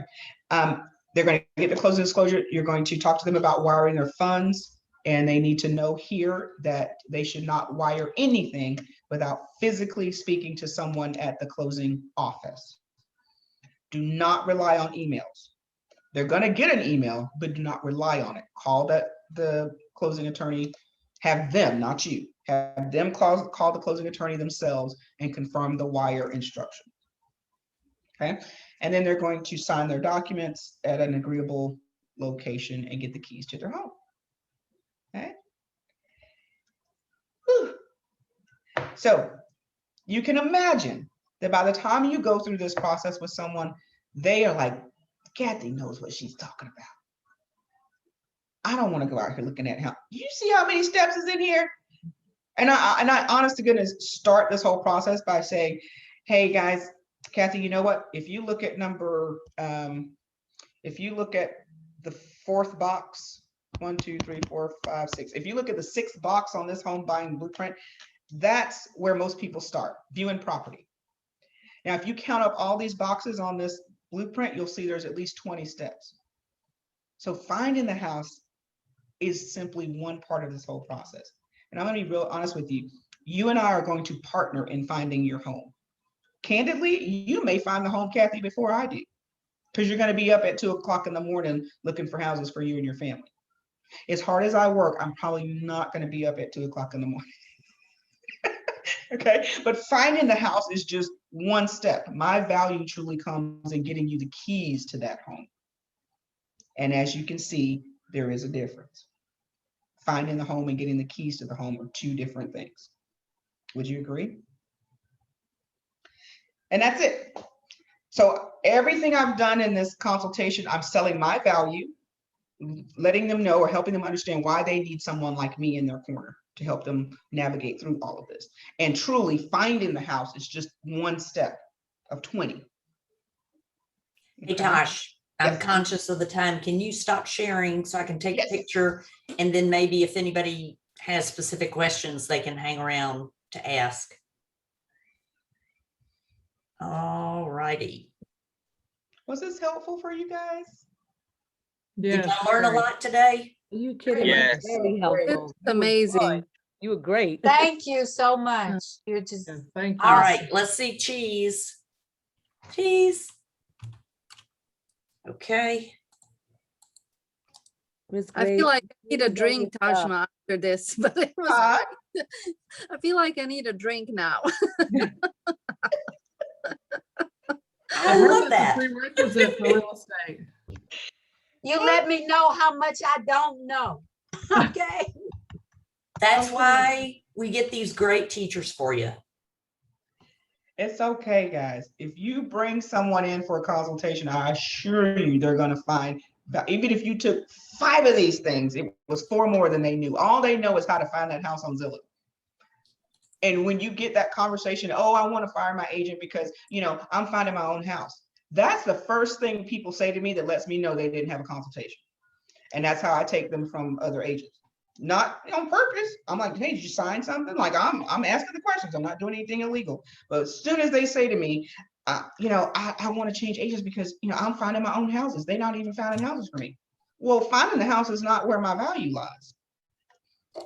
I'm not up at 3 o'clock. Well, I am, but I'm not up at 3 o'clock looking for everybody, you know, 3 o'clock in the morning, but you are, because that's your single focus. Finding the house is not the problem. It's getting the keys to that house is where you truly show value. Any questions, guys? Thank you so much for hanging in there with me. I apologize for going over your time limit. Thank you. Yeah, I have one. Thank you so much. Thank you, Tasha. Thank you. Thank you. So Can what's you, your earnest? can you put your contact information in the chat, like an email or something, if we want to email you a question? I can. I will say texting me is probably the fastest way to get me. Or you can email me and then say, and still text me, say, hey, check your email. Okay. And I have a question. So if they were trying to get kitchen aid taken care of by the seller, would that be a closing cost or would that be special steps? Kitchen, when you say kitchen aid, tell me more. Like they wanted to switch the appliances out and they wanted the seller to pay for it. Like the stove, the microwave, and the refrigerator, they want a brand new stainless steel. Would that be a special step that you would put in, or would you put that in the closing cost for how much those items they wanted? Let me ask you this: is it something wrong with it, or they just want it? Well, it's old, it's outdated. That's what I'm going through with my client right now. We're putting an offering on the house, and it's just the appliances are outdated, and it's just he just doesn't want anything to do with them. So, have you already asked for closing costs? No. Okay, so a suggestion would be, again, if has an offer been it hasn't been accepted yet. No, we're negotiating right now. So okay, prettiest girl at the dance. That's your primary objective is to get them to go under contract with you. Now, do you have a due diligence? Yes. Then in the due diligence, I would bring that up as something to address in due diligence. That because the inspector is going to find that they work or don't work. They're not oblivious to the fact that they're old. What I would say at that point is, in lieu of replacing anything, buyer would like $2,000 in closing costs. And he also wants to shorten the due diligence period. I spoke with my client's lender, and she needs at least 21 days to get the contingency all set up. So I expanded the due diligence day to 17 days, just so we have that comfortability. And that's just a little long, because I know it's 10 to 7. So two separate things. Due diligence is a general backup clause. Finance contingency is where they can still be protected in financing. So you could have a 21-day finance contingency if the seller agrees to it, but your due diligence is truly for that inspection period and any other reasons that your buyer may want to back out. Gotcha. Okay. And I'm pretty confident there's not a seller out there that's given 21 days on a general. No, he's fighting me on that. He is fighting me on that. Yes. So what I believe, hopefully, what your lender said, and go back to them again and confirm that the finance contingency, he or she needs 21 days. That's for the lender to do their job. That's different from the due diligence and inspection period. That is just a general kind of back out. Condition of the property. Condition of the property. And so with that would be just me calling the inspector, and then after that, I'm waiting for her, correct, to get the appraiser out there. So inspection would be the due diligence part. If your buyer wants to get the appraisal done during due diligence, that's a separate person too. So you have inspection, you have appraisal. Okay. So you need to talk to your inspector to see how long it takes them to turn around a report. In this market, they should be doing it the same day or the next day. Gotcha. Okay. Any longer than that, it's not beneficial right now. Yeah, it's too hot out here. All right. Anybody else? Okay. Thank you guys so much. I put my information in the chat, and happy selling. Go get them. 5 things in your job description. You always have something to do. All right, guys. Thank you. Bye-bye.